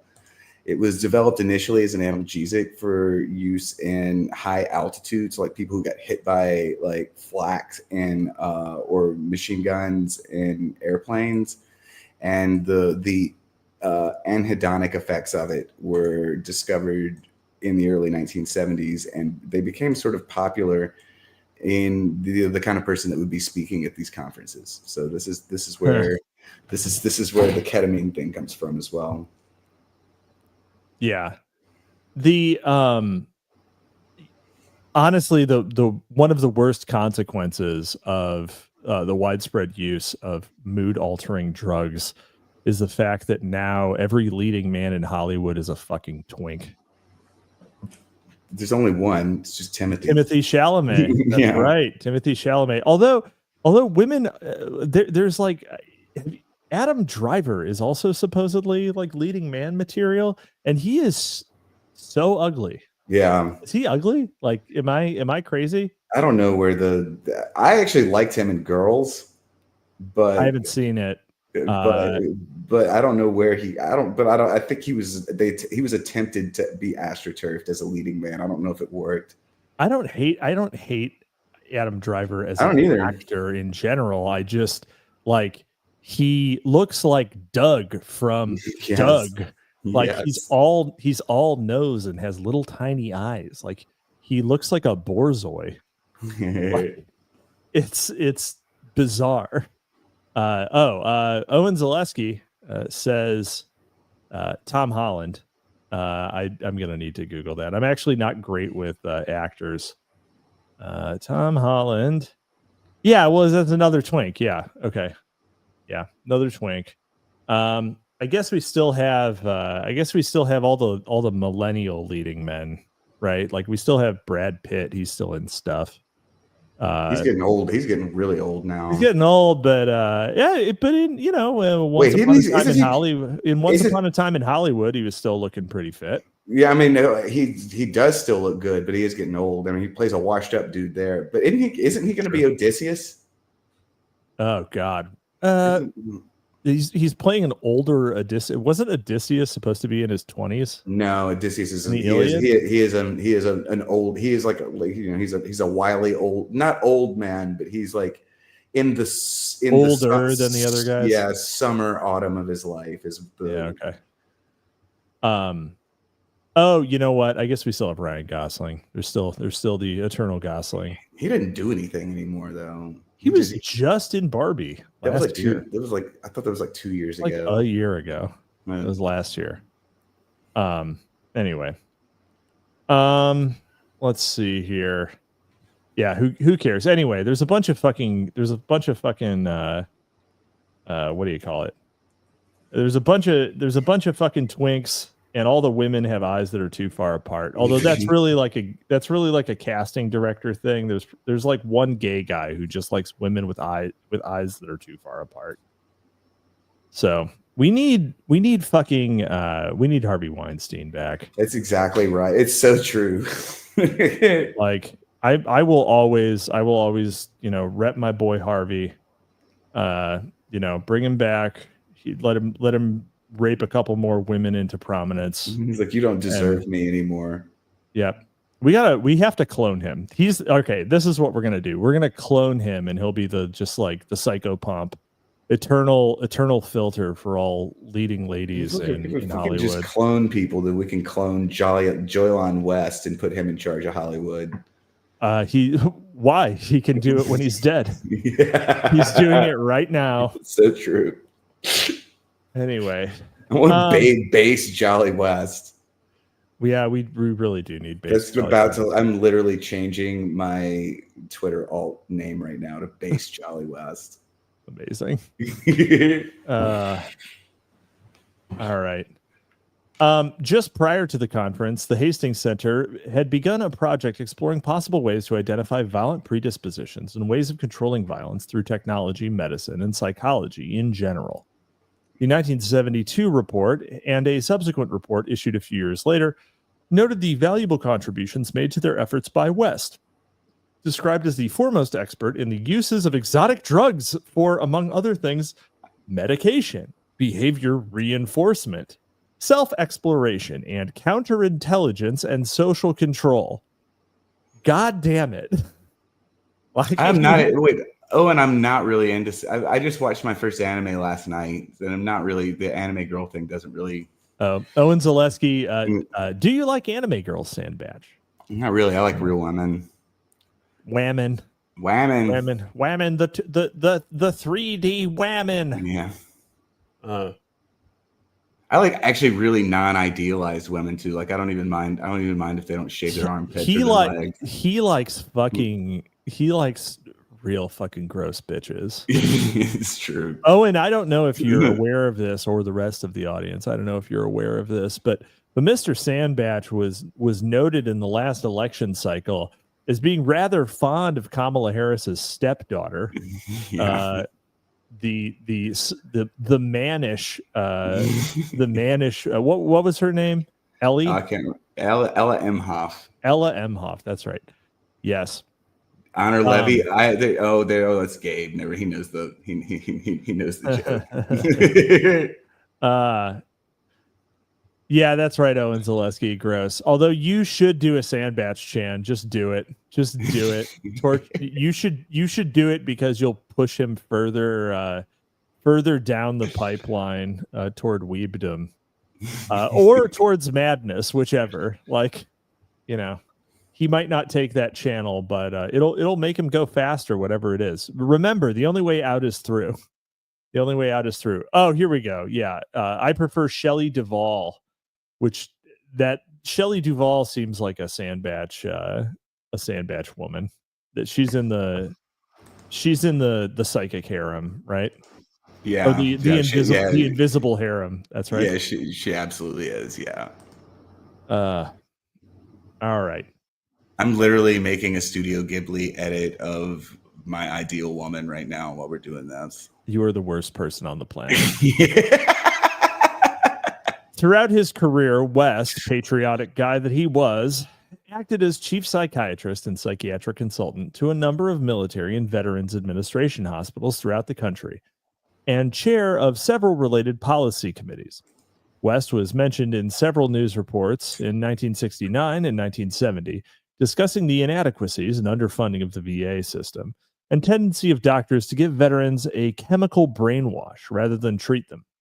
In 1969, along with a number of psychiatrists and doctors he worked with, West testified at a Senate subcommittee about the desperate need to provide services to the number of men returning from Vietnam who were flooding VA hospitals. West said there were thousands and thousands of shell-shocked Vietnam veterans drugged up on tranquilizers and walking around in a chemical cocoon.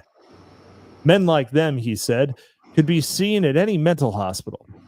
We are chemically lobotomizing thousands and thousands of patients, and we can keep it up for years. They're easy to identify because the drugs used make them move slowly and stiffly, with an invisible barrier between them and the rest of the world.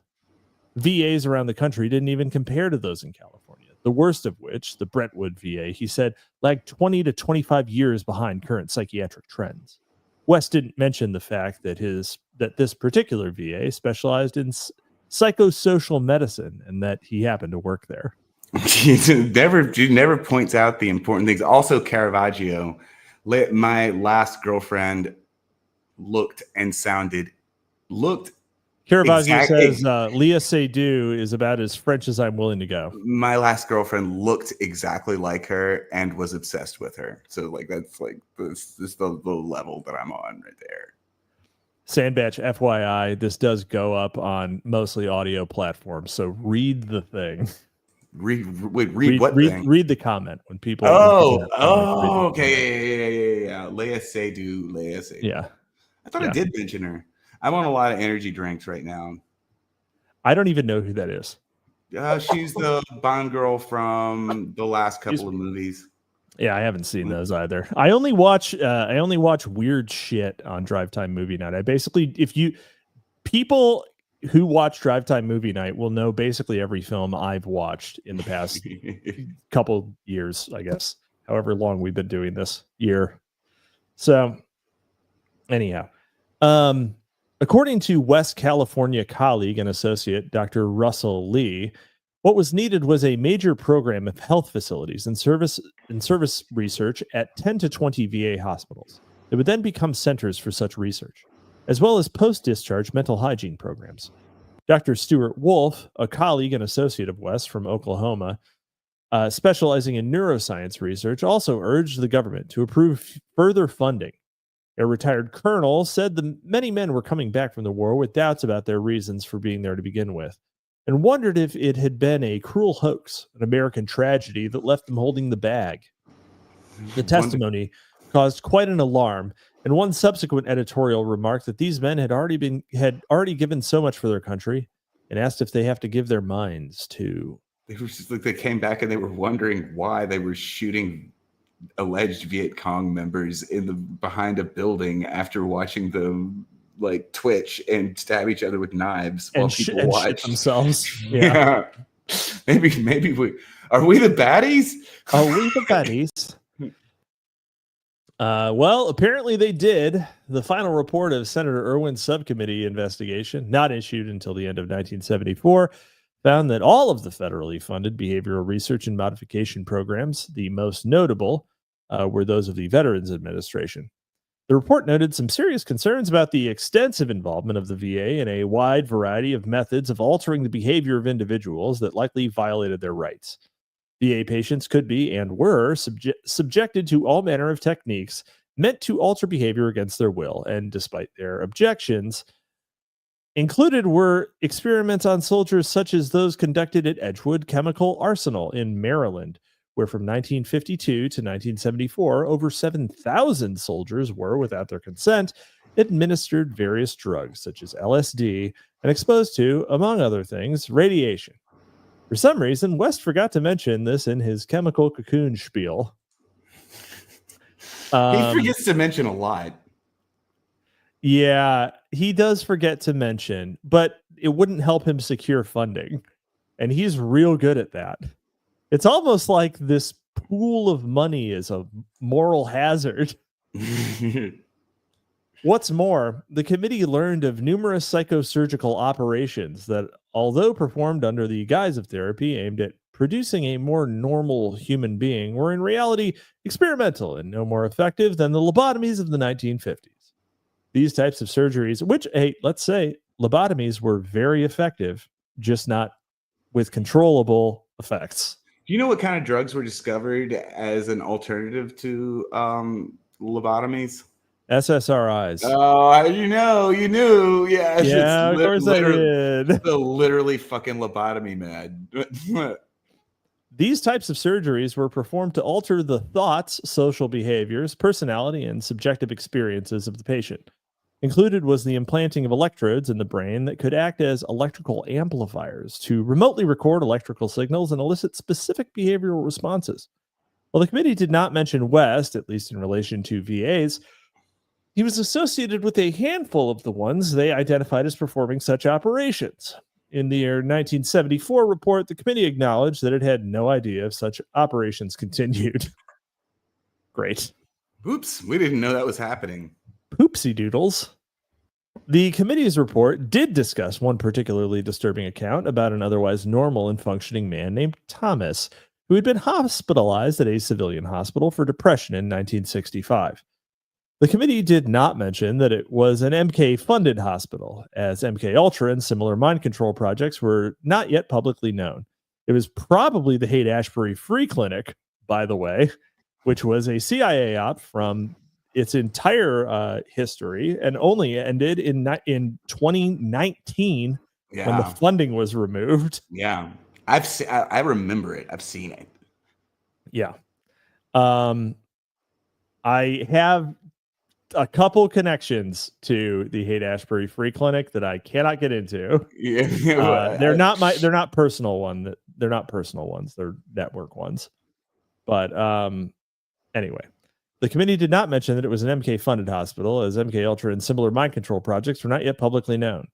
Regardless, while Thomas was not psychotic and never displayed violent tendencies, Dr. Vernon's Mark and Frank Irvin deemed him incurable and implanted multiple electrodes in his brain, telling his mother that he had simply undergone a minor surgical operation. Oh, look, we just did that real fast. Sorry. The doctors removed the implants a year later, or so they said, and Thomas was released from the hospital. Weeks later, now exhibiting severe confusion and disorientation, he was arrested for a minor offense and sent to a VA hospital, where West happened to work. Thomas told the VA doctors that the civilian hospital he'd just been released from was controlling him by microwaves and electrodes in his brain. He said they could control his moods and actions and could turn him up or down at will. After hearing his story, the VA doctors, assumedly unknowing of what had actually occurred, diagnosed him as schizophrenic, delusional, paranoid, and declared him totally disabled. I'm not saying Dr. West tortured this man, but he would soon sing the praises of the men who did and even suggested they come work on his own implant project. Wendy. Yeah. He's starting to resemble to me the meme where like of the Grim Reaper, and it's just like he's everywhere. And it's like it's the same thing. It's like a litany. Like the book itself almost desensitizes you to the Jolly West playbook because it occurs the same way every time. It's like somebody gets dropped off at this hospital where Dr. Jolly West, who theoretically is supposed to be at like UCLA, he could be fucking anywhere. It's just like, oh yes, another fly has walked into the spider's den. Like what this fucking guy is like the medical. Of course, you've read the Screw Tape Letters, right?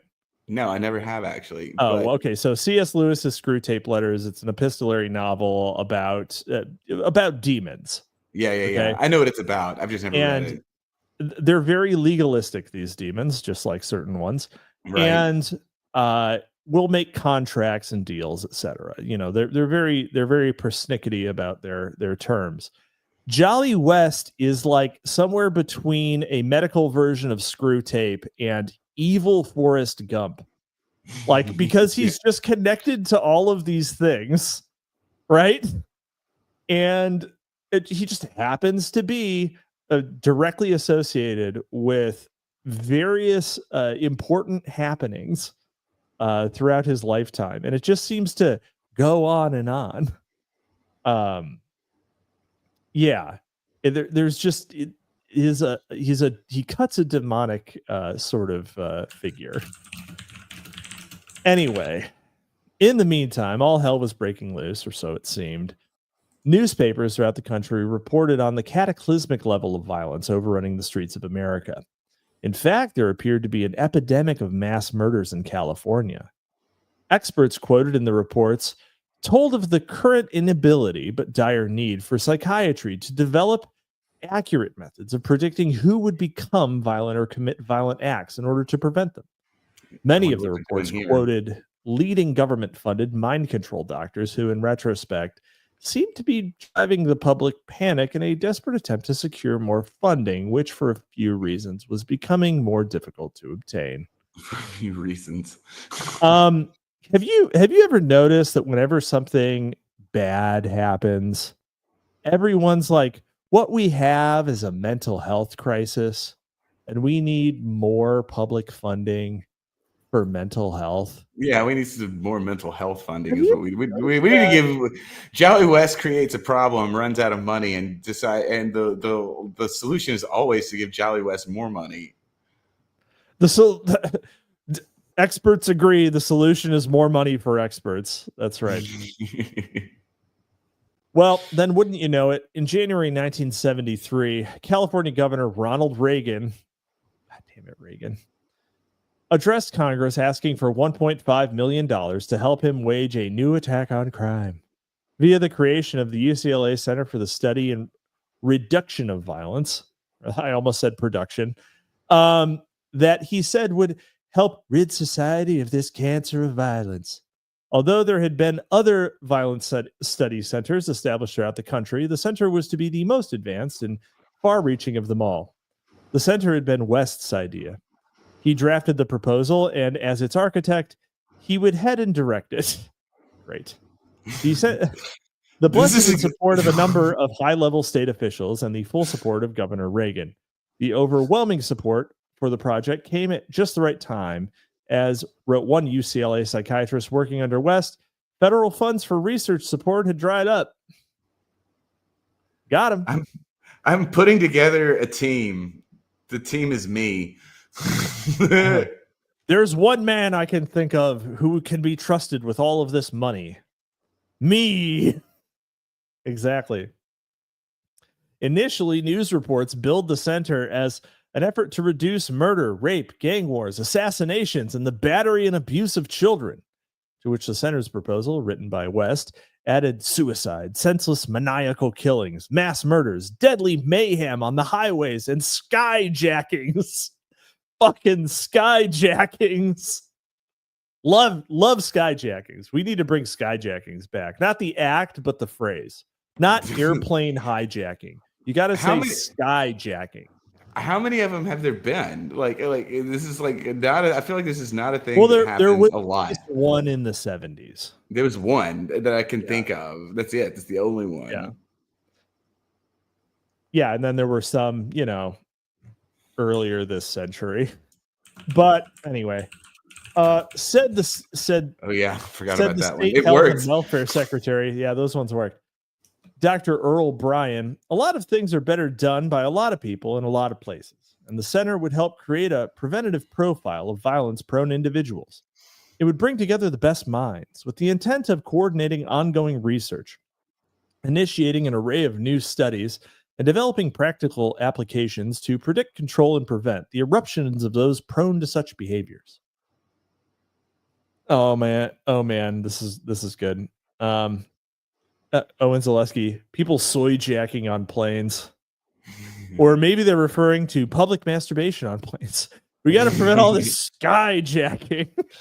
I guess there were a bunch in the 70s. The skyjackings. There are some things that I don't know a lot about. Oh, by the way, what's the engram on skyjacking? Yeah, actually, let's do it. Okay. By the way, Owen Zaleski says, by the way, Sandbatch, I liked your poems from AppCon's S Word. Thank you very much. That means more to me than all of the compliments I get on Twitter for all of the crazy ass shit that I say there, because I actually tried on those. Okay, everyone should read. Apocalypse Confidential's New Deal, the S Word, all about swords. And you can read our friend Sandbatch. You can also see some lovely artwork by our friend Owen Zaleski. And several more treasured mutuals who I can't immediately remember. Sorry if you were not mentioned. So skyjacking is a phrase that appears literally only in the 1970s, pretty much. Amazing. It starts to take off. Literally the current thing. Yeah, it starts to take off in 1960, and then it sharply starts to peak in 64. Sharply asymptotes up in 64, peaks in 73, and then whoop, it's gone. Yep. Wow. Well, in 73. Actually, wait, hold on. There's a small peak in the 1830s, and I don't know what they were talking about. Oh my God. Oh no. What happened? Yeah, so 1973 is when this happened. So they solved it. They solved the skyjacking problem. It was all downhill for skyjackings after this center got funded. This was important because, as West explained in the center's proposal, a veritable plague of violent incidents were occurring at a higher rate than ever before, a rate that was only increasing, and the specter of unprovoked attack haunts city dwellers alone outdoors after dark. To make matters worse, the specter of unprovoked attack could be here. I've never been to this neighborhood before. The specter of unprovoked attack could be anywhere. Let's see. Rate that was only increasing. To make matters worse, people weren't just hurt by unknown faceless criminal specters. Unknown faceless criminal specters could be here, etc. Husbands hurt wives. Parents hurt children. Children hurt other children. Sometimes children hurt wives. Sometimes children hurt parents. And parents hurt adults and wives and husbands. People hurt and killed themselves. In these desperate times, desperate measures were called for. Previous and ongoing violence studies tended only to focus on social conditions, neighborhood problems, and penal reforms. West Center had no concern for such issues, but instead sought to get at the heart and mind of the matter. Plans for the center quickly moved forward. People get hurt, that's bad. People stop getting hurt, that's good.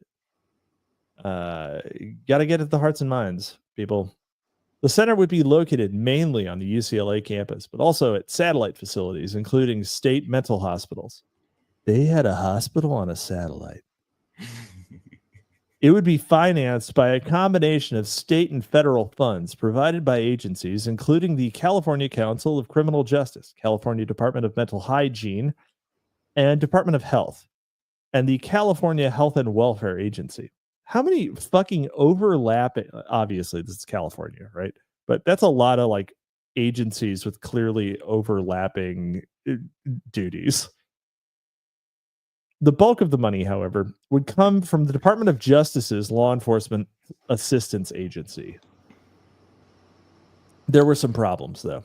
The Mind Control Research Network, who for so long enjoyed ample freedom and funding, and of which West was an integral part, had been the subject of bad publicity as of late. While for decades the public was unaware of horrific government-funded experiments using human guinea pigs, the recent exposure of a couple of them led to a rapid exposure of several additional ones. One such revelation concerned the Cowtown Medical Facility, a prison hospital that was to be the center's primary satellite location, but where Clockwork Orange-type activities had been occurring. For years, Cowtown had been a testing ground for the Army's research into disease endemic to Vietnam, vaccines for the plague, the effect of pesticides, and other chemicals. Yeah. The plague. That's interesting. It seems like we already have treatments for the bubonic plague. Like, do we?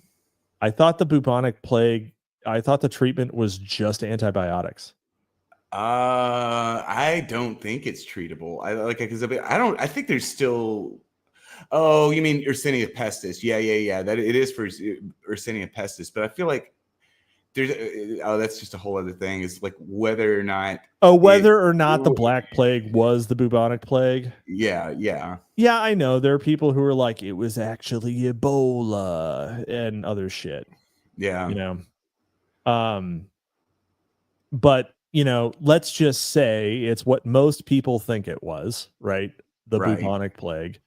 And that the cure for that is antibiotics. It would be weird if they were searching for vaccines for it, because who fucking cares? It happens to like 20 people in India every year, and who gives a shit?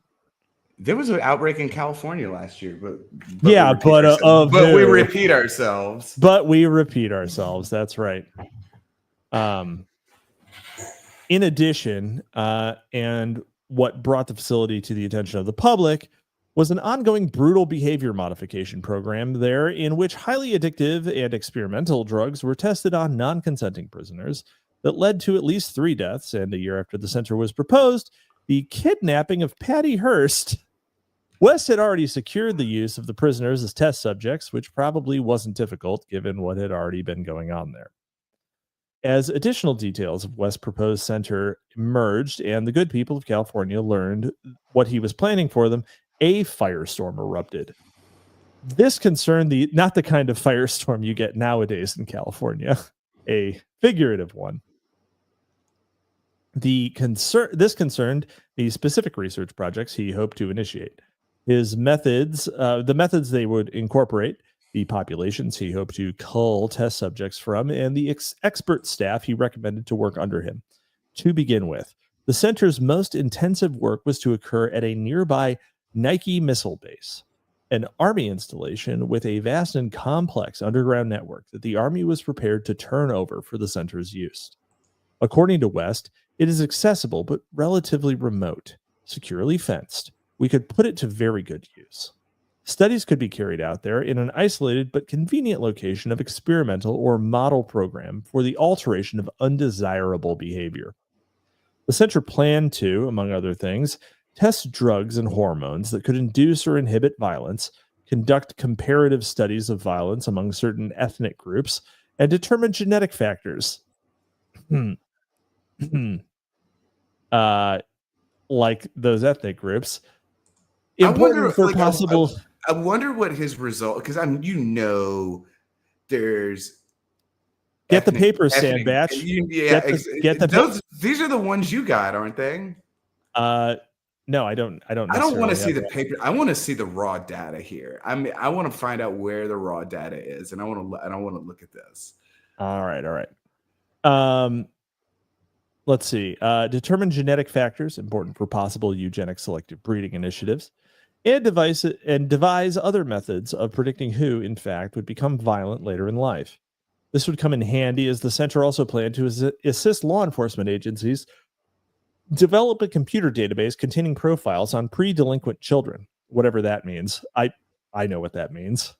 Yeah. Who could then be the real problem is that all of this is totally wasted time because the actual answer is way easier.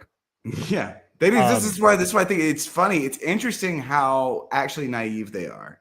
Yeah. And like how little they know, but it's all because this is one of these scientific paradigm shifts you can actually track in real time. So you can watch them charge down blind alleys, kill some orphans, kill some gays, go oops, and then like course correct and like move in the right direction. It's wild. Yeah. Oops. It turns out we had it all figured out in 1915 and everything's been downhill since. Let's see. Mandelbrot dust. Tahoe is crawling with chipmunks infected with the bubonic plague. Really? I didn't realize that. That's I was in Tahoe last year, but I mean I'm not dead, so I'm not covered in weeping buboes. So I think we're fine. Fortunately. Owen Zaleski, bubonic plague. Nice. I wish I had a way to show you all the ideal woman that GPT created for me. You do. You can press the present link. No, I'm not going to do it. I don't actually want to show. It gave me Ella Imhoff. Oh, great. Wonderful. Woodpit.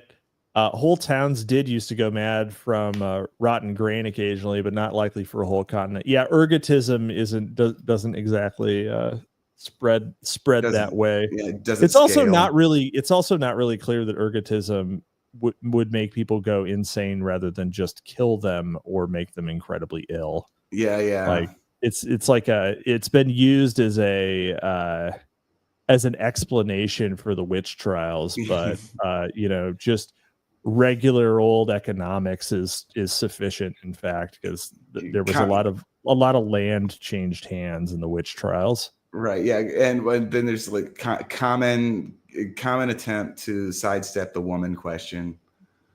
So true. Let's see here. Well, I lost it again somewhere. Oh no.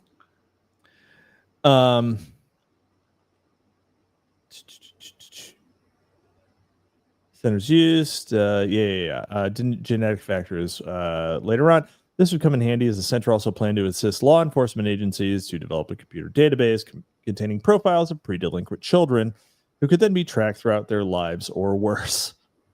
No parental consent required. Methods of prediction, modification, and control, i.e. treatment, included solitary confinement, electroshock, mind-altering drugs, chemotherapy, programming individuals with audio and visual stimuli and biofeedback devices, EEGs, and other electrophysiology technologies. Currently, wrote West, it is possible to arouse violent reactions by applying minute electrical stimulation to deeply buried areas of the brain. If you fucking tased me, I would be mad as shit. Yeah. Like, it was easy. And to record bioelectrical charges in the brains of freely moving subjects through the use of remote monitoring techniques.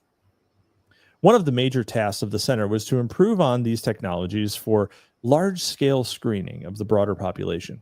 This was, he explained, essential in order to identify the potentially violent people and those with whom they interact so that corrective and preventative measures could be undertaken for their own protection and for the safety of society.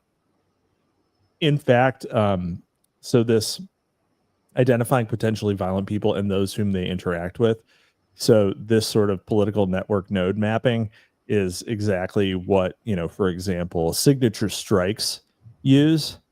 And not that we apparently don't do those anymore, or at least not in the exact same way as we used to under Obama.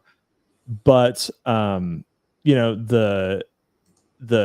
the spy satellite agency for the federal government, the Geospatial Intelligence Agency, basically just like the way they find random rebel leaders or whoever they want to track is by literally just looking at them and following every car that goes to the same building that they're in, and they develop webs like that.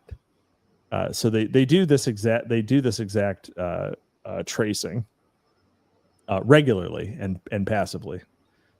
So that's why they can drop a bomb on you whenever they want. They being the DoD, but they being the people that funded Joylon West. Yeah, right. Not that he was doing satellite imaging, but in principle, yeah. Who would be the good doctor's lucky test subjects for the center's many ambitious projects? They would be culled from the usual mix of prisoners, patients at mental hospitals, and other special community facilities, sexual deviants, sex offenders, hyperkinetic children, and unspecified members in the community or wherever practical. Is a hyperkinetic children? That means a boy child.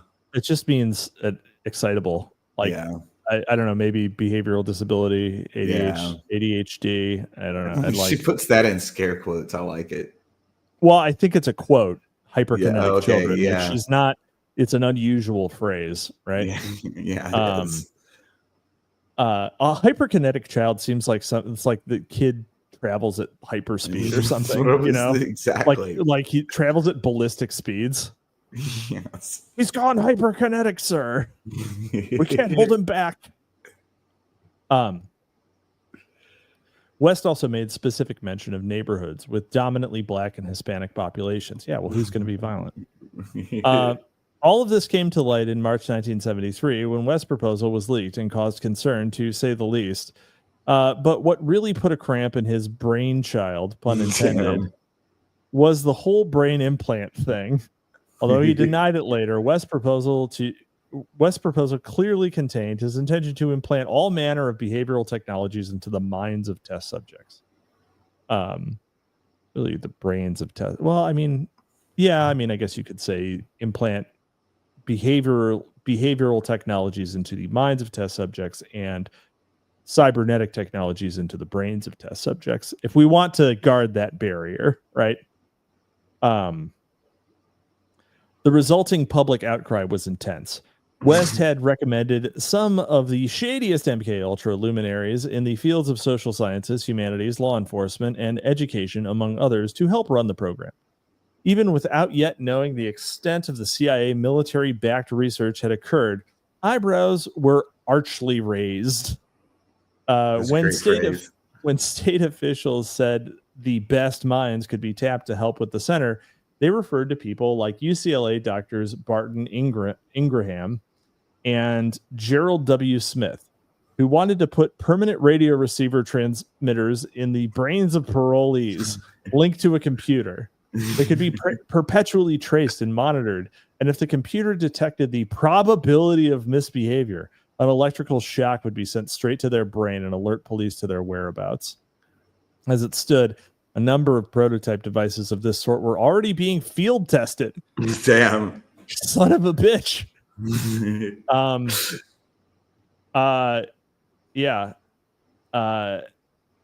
Also included on the list was Dr. Ralph K. Schweitzgable, author of Psychotechnology, Electronic Control of the Mind. That one's going on the list. Going on the list. Who conducted substantial research into, and whose book described, the present and potential use of brain implants to determine and control the location, activities, and even thoughts of individuals. While the list is extensive, among his A-team, West also hoped to include Doctors Vernon Mark and Frank Irvin, authors of Violence in the Brain, who implanted the electrodes into the heads of non-consenting subjects, including, among others, the aforementioned Thomas.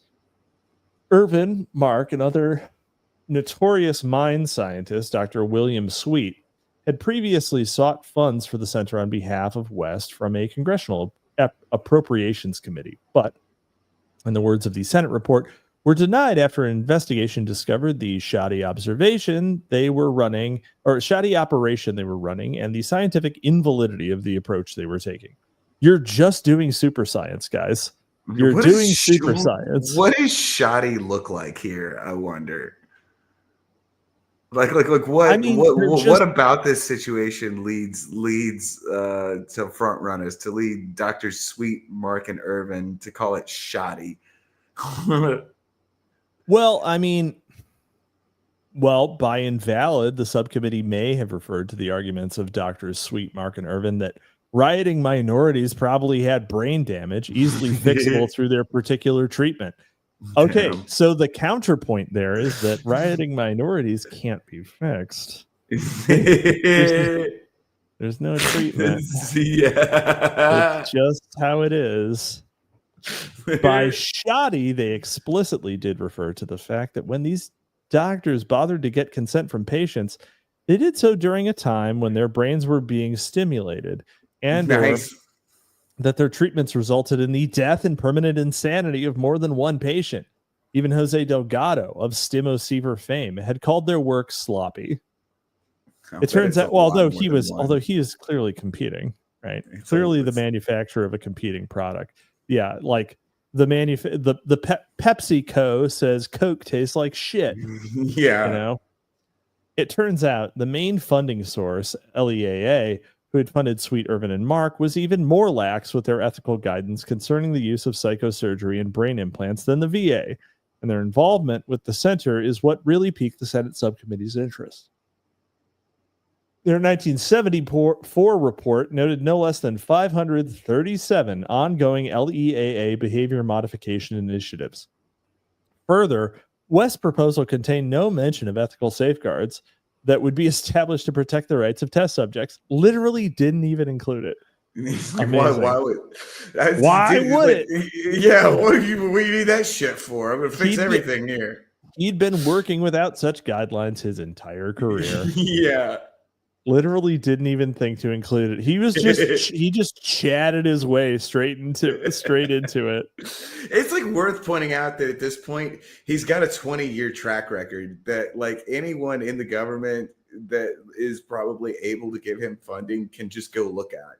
So like there's he's so true. He's like there's a fig leaf over what he's doing, but basically this guy has nothing. This guy doesn't have anything to hide behind at this point. Like it's like he's a known entity among in this whole community at this point. Right. In April 1973, the month after the center's unsavory details emerged, UCLA and Jolly West became targets of protests. One news outlet sarcastically reported that those who opposed brain surgery as a way of treating violence, opposed brain surgery as a way of treating violence, could themselves become violent in an upcoming protest of the center. During a press conference, 2 Berkeley psychiatrists said the center was a political effort hiding behind the supposed neutrality of science. Yeah, I heard that one before. The more things, the more things change, the more they stay the same. Wow, funny that this critique is coming from the left. Isn't that strange? Yeah. Terry Coopers, a physician and fellow fellow in community psychiatry at the UCLA Neuropsychiatric Institute, said the center's proposed study on child abuse and other topics could serve as a Trojan horse by covering up what he felt to be highly dangerous projects and would undoubtedly lead to a 1984 type scenario. The left has not abandoned literally 1984. It's like, this is the night. I am one of the first people to notice this, but I'm like, all these arguments are like, this is the alt-right. It is. It's the early alt-right. Yeah. I mean, would Yarvin say anything? Would he have anything to disagree with? Yarvin is quite literally a 19. He didn't even tell you he's a red diaper baby. He's an early. He's an early 70s leftist that just did. He downloaded a different Sprite pack.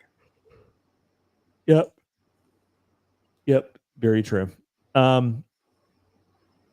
Let's see. Protest groups called the center racist, sexist, and fascist. True.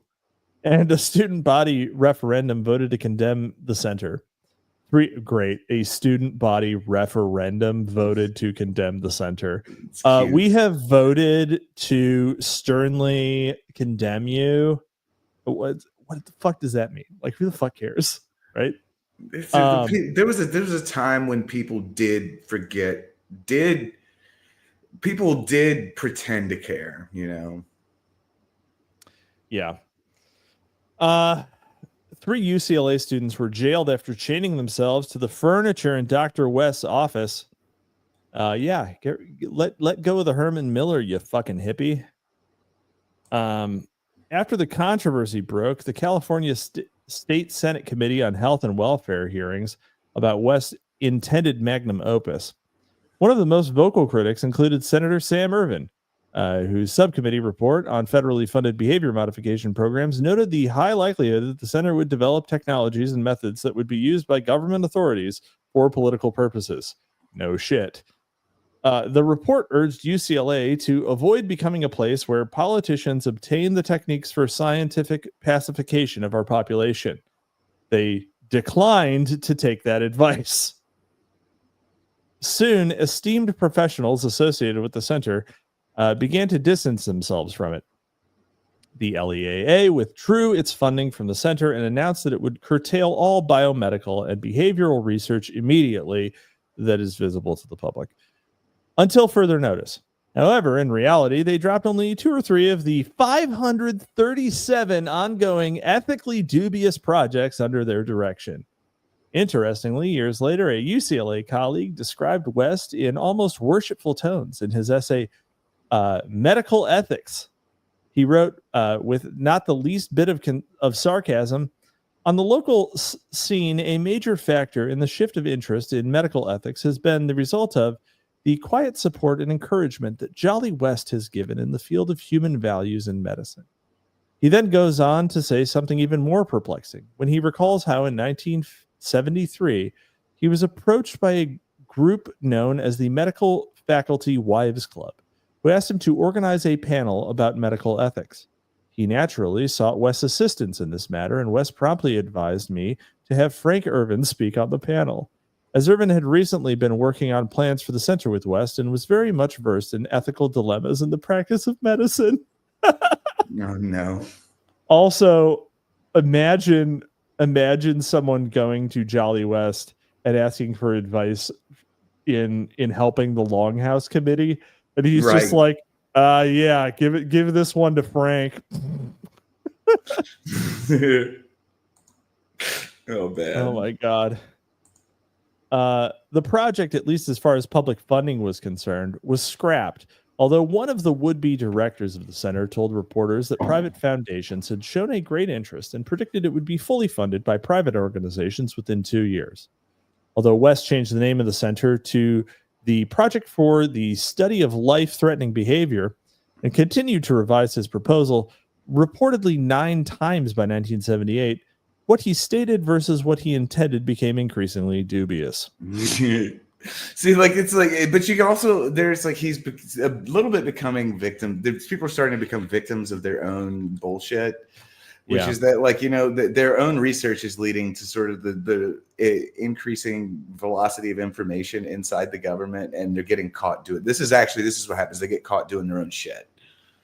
Yeah. Yeah. They're getting high on their own supply. Like, he literally didn't. It seems to have not realized that he could be held accountable in some way, right? It's so funny. I mean, this is exactly what's happening right now. You have a bunch of people who are receiving government funding, and the minute that a public light is shined on it, the public obviously does not approve, and so many people are in Dr. West's defense, he's doing way more interesting shit than these COVID people were. He definitely is. He definitely is. Yeah. Yeah. He's not writing like trans flag asset packs for internal messaging platforms for the federal government to talk about their AGP explorations, right?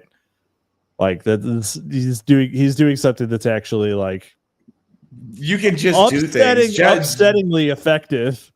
Jolly West understood that you could just do things. He did understand that. Yep. West even approached a respected UCLA doctor to act as an ethical oversight director, but the doctor quickly resigned.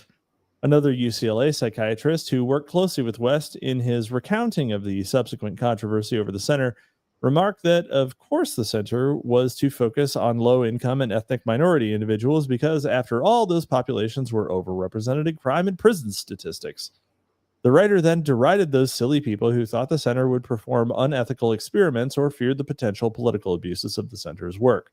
What they learned, he said, was that one has to be very careful of the disastrous effect of publicity when it comes to proposing experimental research, especially if the experiments involve human subjects, and particularly if they have some relevant application to political social life. Amazing. Let's see. Owen Zaleski. But what would he be doing if he was working today? Oh, and I'm so sorry to tell you that Jolyon West's work is still happening today. He might be dead, but his work very much. Oh, he is dead, but his work very much goes on. So he would be doing that. He'd be doing the same thing. Yeah. Let's see. And also, yeah, the takeaway here is that the problem was not what they were doing, but it was that people found out and were not happy about it. Eventually, West's long-awaited project died for good, reportedly for lack of funding. Hence, remarked one news article, it appears that violence will continue to remain an enigma and the rapist a cipher. I need to send that quote to Micah Pohl so we can make a t-shirt for Pure Object. So here we go. I pulled up the whiz-bang chat GPT because you all know I love it. And I said, I gave it a pretty complex prompt. Okay. But ultimately, the TLDR is act as though the work of Dr. Jolyon West continued into the year 2025. What kind of projects we'd be working on? Oh my God. We have digital radicalization and deprogramming, online cults, extremist recruitment, conspiracy theory, ecosystems, e.g. QAnon, sovereign citizens, doomsday preppers, AI suggestibility interfaces, exploring how AI-powered conversations like LLMs may influence vulnerable users or Son stimulate. of a bitch. What did I fucking say?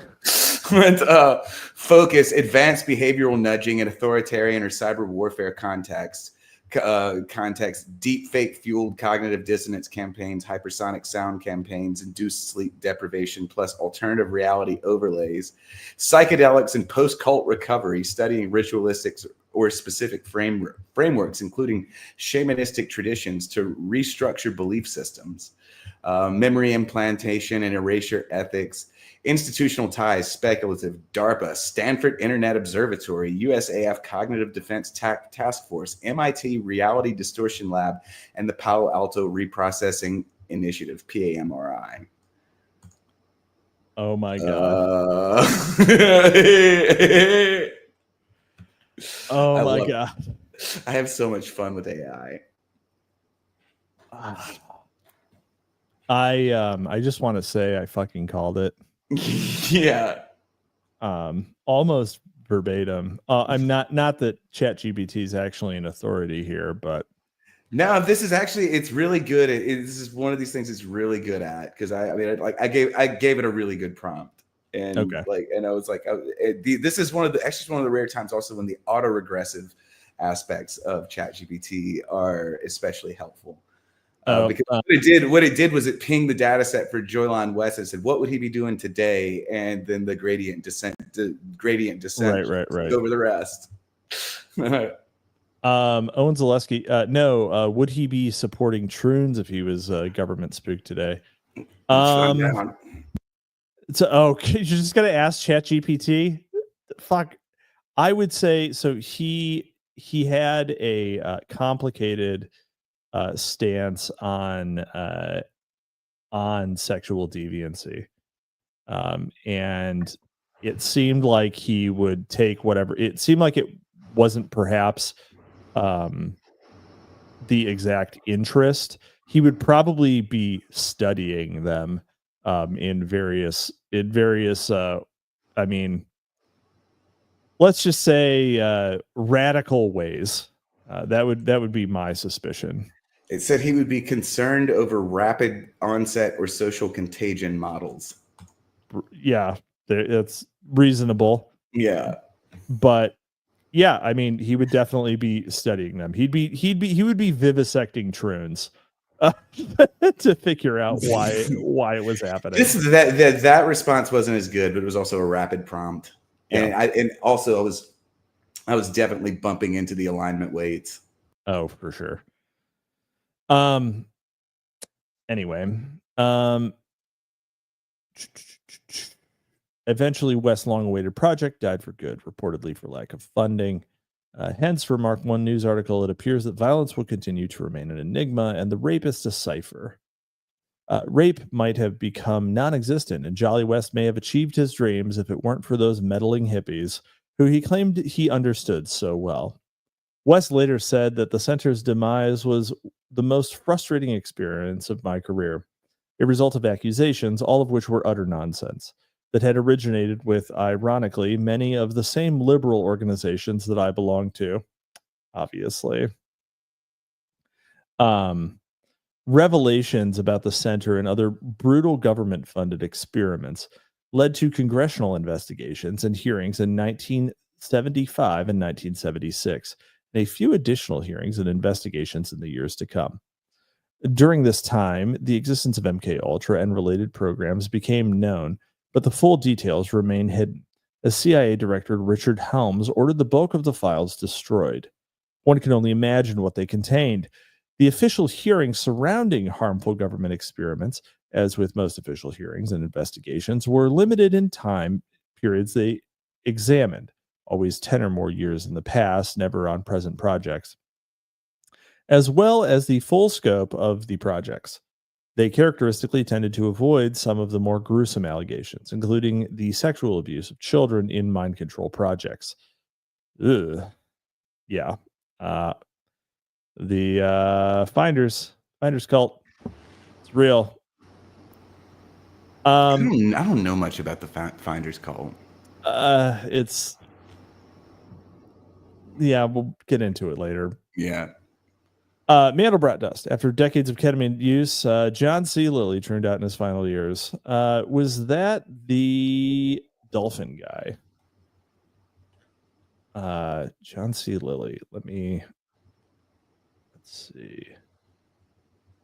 Am I gonna get the name corrected? Let's see. American physician, neuroscientist, psychoanalyst, psychonaut, philosopher, writer, inventor. He was a member of a group of counterculture thinkers that included Leary, Ram Dass, Werner Erhard, all frequent visitors to the Lilly home. High altitude research during World War II. Yeah, he built the Dolphin House. Yep, there we go. Great. Amazing. Yeah, he John C. Lilly. I mean, he's a great one, but he was a lot more harmless, a lot more regular hippie shit. Although he did end up setting up an experiment in which a woman had to regularly fuck a dolphin. So, that was compulsive. I thought she just wanted to do that. It seemed like, well, she asked him. I read the book a long time ago. I read the book actually in high school. But she asked him what she should do, and he intimated it like in ways that did not come across as subtle, that she ought to go with the flow. Okay, so, yeah, that makes sense. Yeah.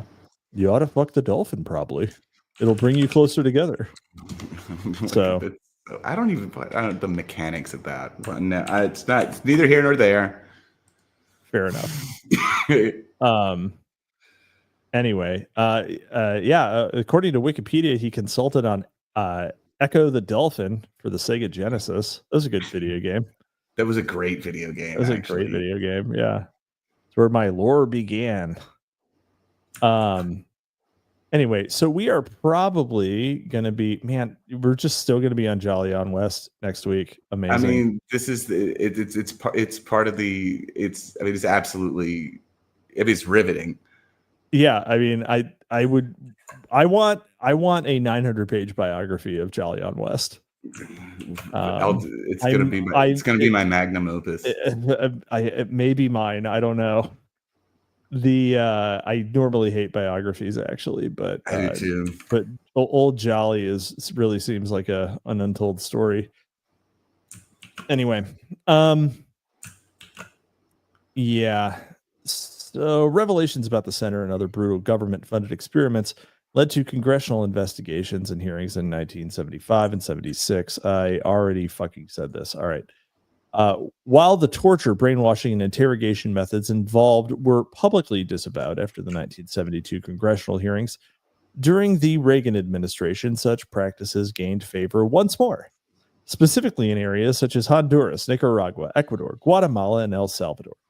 The CIA's Kubark manual, containing the principal coercive techniques of interrogation, gave birth to the even more horrendous 1983 Human Resource Exploitation Manual, used like its predecessor to instruct the security forces of third world military dictatorships in the fine arts of enhanced interrogation. Throughout South and Central American countries, disappearing, torture, and murder of dissidents became commonplace. Interestingly, West, whose methodologies were contained in both the 1963 and 1983 manuals, told reporters in 1985 that his efforts were now concentrated on setting up a center at UCLA to study victims of torture, most notably the flocks of Asian and Latin American immigrants fleeing repressive governments. There are probably more torture victims in Southern California than any other place I've been recently, except in those countries where torture is still sanctioned, officially or unofficially, he remarked with an irony completely lost on the reporter. Yeah. That's I think we might want to cut it there, and say we'll start with the lineage next time. And yeah, it's like cutting off the Bible at the Book of Kings. It's a good breaking point. Yeah, we'll do it that way. I'll mark her. Yeah. So this was a good one. We got through most of Jolly West's career. Well, not really, because we haven't even reached the 90s yet. So as a fascinating addendum here, I went back and, because what I did is I gave the LLM an extensive role playing prompt. Mm-hmm. So it's acting as Dr. Jolly West, and I asked it for its CV. I asked for its CV between the years 2014, and 2025, and I posted the results. Oh God! Wait, where did you post? Oh, you're just on Twitter. On the Twitter, yeah. On the Twitter. All right. I gave my LLM a role play prompt for the CV of theoretically living 2020 to 2025. Theoretically living in 2025, Dr. Jolly West. All right. I am going to let's see. Conducted interdisciplinary research on effective computing and digital suggestibility. Hold on. I'm gonna share it. I'm gonna share it. I don't think I'm shareable right now. You are shareable. Here we go. Oh, okay, very cool. All right, Dr. Lewis Jolyon West, MD, psychiatrist, neuroethics consultant, cognitive identity researcher, Stanford Institute for Cognitive Integrity, SICI. Email. jwest@cognitiveintegrity.org. You want to tell me if that's a real that's what I'm doing right website? Now. That's what I'm doing right now. Education, MD, University of Minnesota, residency in psychiatry, Cornell, military service major, U.S. Air Force, Medical Corps, Korean War. Research interest, 2014 to 2025, identity formation, belief systems, and cognitive autonomy in the digital age, behavioral influence and permeation via social media and artificial intelligence, ethical application of neurotechnology in clinical and security contexts, strategies for recovery and reintegration from coercive extremist groups, longitudinal impact of digital immersion in mental health, professional experience, senior advisor for DARPA, Neurocognitive Threat Division, 2014 to 2016. Is that real? No, none of these are real. Though the first one wasn't real. No, I know, but I'm just saying, is there a neurocognitive threat division? Because if there fucking is, that goes hard. Co-developed models addressing psychological manipulation through digital media. Led strategic. Also, note when that is. 2014. Yeah, that's exactly. Yeah, it's fucking wild. I think this is gonna go, because I'm writing a small novella as well of doing that for the Chthonic Womb Society, and I think this is gonna be a plot device here. This is perfect. Reviewed emerging neuromodulation technologies for potential adversarial use. Amazing. Visiting scholar, MIT Media Lab, Ethics of Influence Group, 2016 to 2019. Conducted interdisciplinary research on effective computing and digital suggestibility. Advised on the integration of ethical oversight within emerging virtual mental health systems. Co-authored internal guidelines for clinical best practices in AI-human interaction. What a catastrophe that would be. Founding director, Stanford Institute for Cognitive Integrity, SICI, 2019 to 2023. Established and directed research initiatives on cognitive autonomy and digital identity. Oversaw projects on post-radicalization therapeutic interventions, including support for survivors of digital cults. Oh my God. Yes. Organized national and international symposia addressing neuroethical challenges in the digital era. Somebody call Catherine D. No kidding. Consultant, World Health Organization Advisory Panel on Neuroethical Medical Practices, 2021 to 2025. It's great. Provided expert reviews on neuropsychiatric care practices in humanitarian settings. Co-authored proposals for international policy on mental influence and informed consent in neurotechnology. Participated in the development of guidelines for psychedelic-assisted therapy protocols. Research projects and grants. Project Neural Sovereignty. Oh my God. 2014 to 2016. Funded by DARPA, this project developed predictive models for cognitive vulnerability in digital environments. Ethical AI interfaces, 2016 to 2019. At MIT Media Lab initiative exploring the impact of AI on emotional regulation and identity formation. Digital Cult Recovery Initiative, 2019 to 2023. A multi-institutional collaborative examining long-term outcomes for individuals recovering from online extremist groups. Cognitive Identity in Crisis, 2021 to 2025, sponsored by the World Health Organization. This project focused on emerging ethical neuropsychiatric practices during humanitarian crises.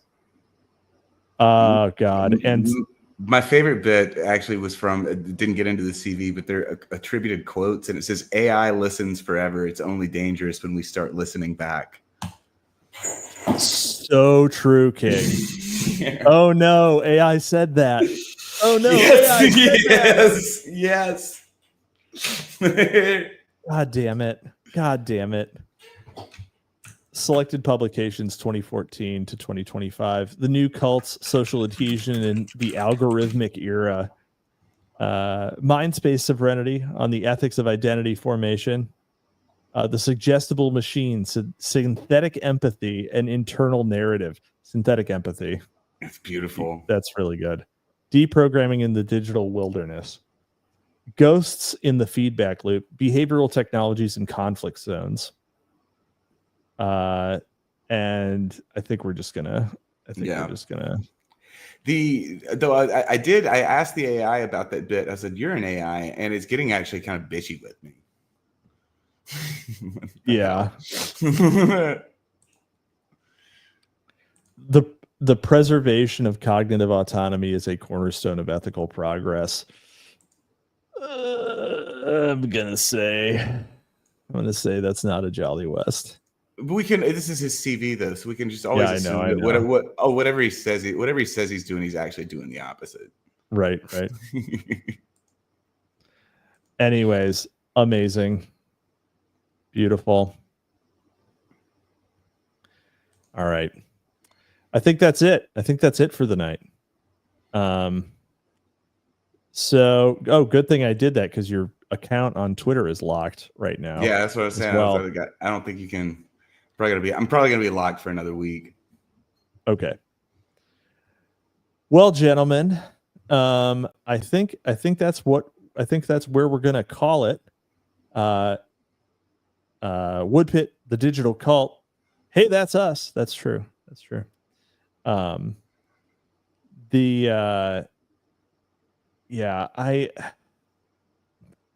is a lyrical wordsmith.